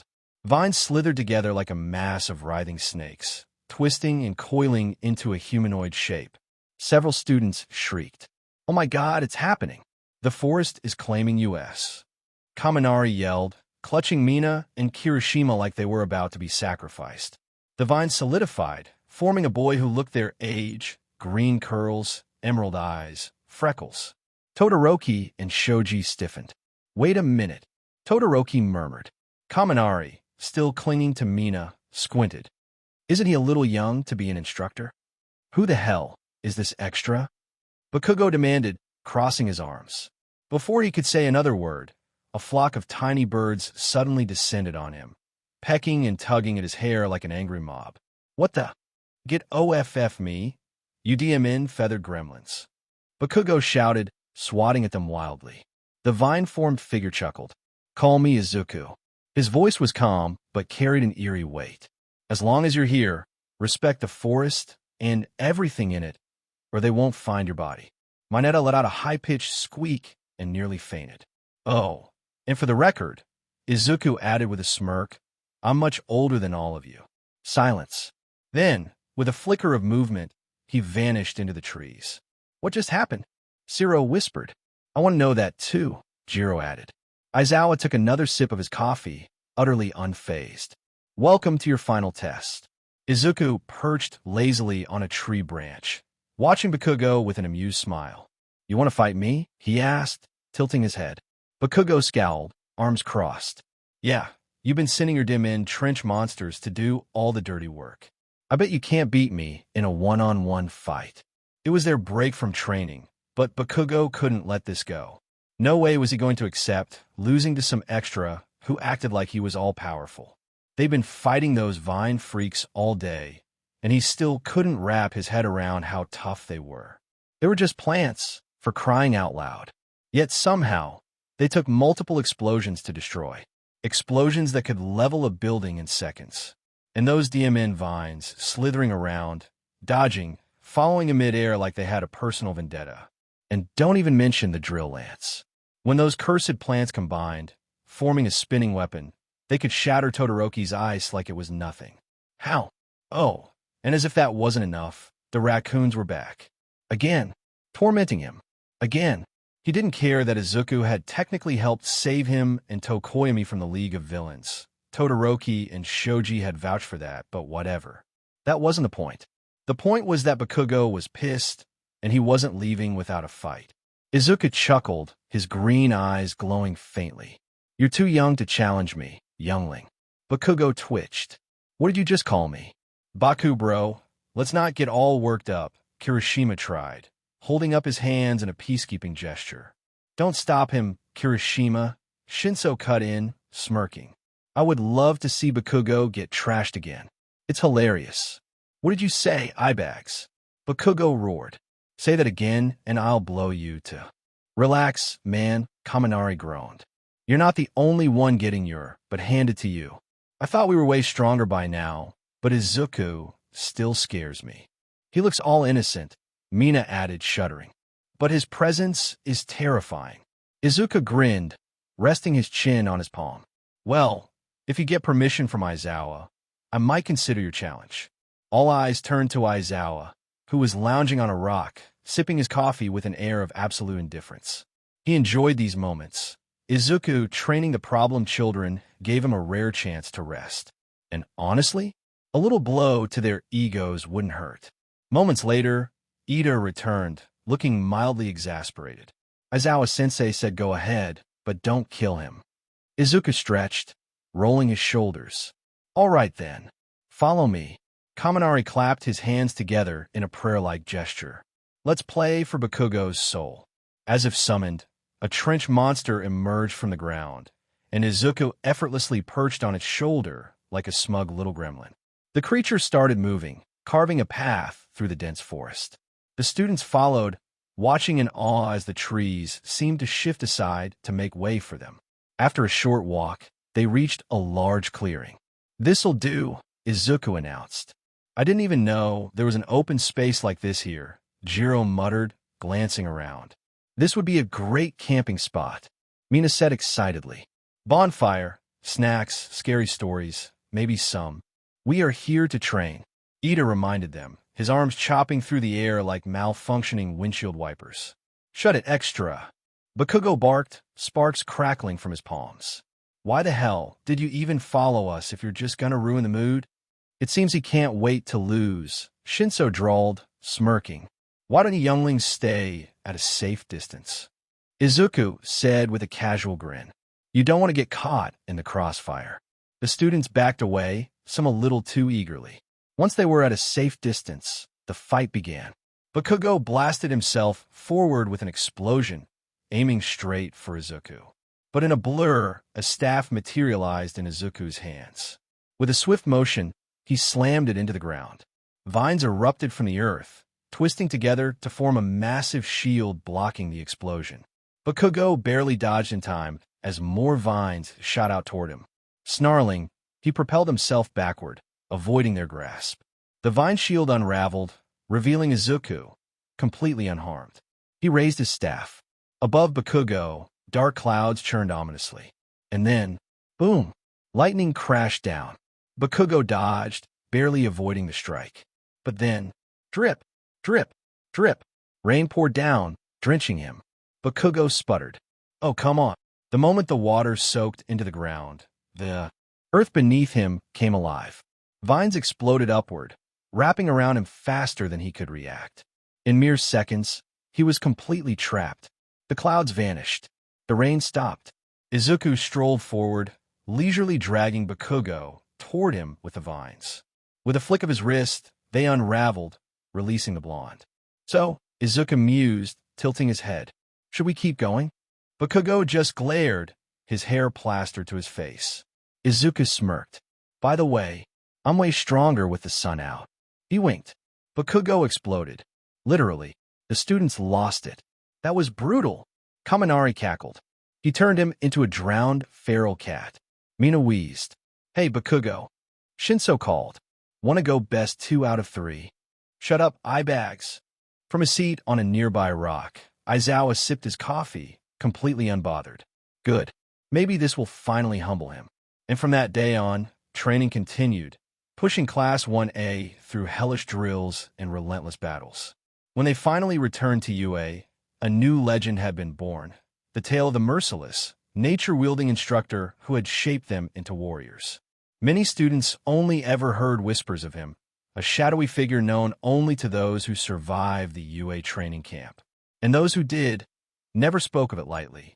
She hesitated before standing and offering a small smile. Yes, I'm just taking in the surroundings. It's appealing, don't you think? Yosetsu raised an eyebrow, but nodded. Yeah, I guess. A little creepy, though. Ibra didn't respond. She didn't want to alarm her classmates, but the forest presence was undeniable to her. Hidden among the trees, the mysterious figure watched with mild amusement. His glowing green eyes lingered on Ibra for a moment longer than the others. Interesting, so she can sense me. Looking at her appearance, it makes sense, he murmured, his voice blending with the rustling leaves. But no matter, I've no intention of interfering with them. For now, they'll remain my guests. With a faint smile, he leaned back against the tree trunk, content to observe the group as they settled in for the night. Thank you for joining us on this journey through What If Deku Was a Mortal Forest Guardian? We hope you found it as captivating as we did. A big thank you to Tanya first for creating such an engaging story. Don't forget to visit their profile on Wattpad for more fantastic works. The link is in the description below. If you enjoyed this video, please give it a thumbs up, share it with your friends, and subscribe to Zenin Fanfics for more intriguing explorations into fanfiction and fantasy. Your support helps us create more content like this, and we love hearing your thoughts and suggestions in the comment section. See you soon in the next video.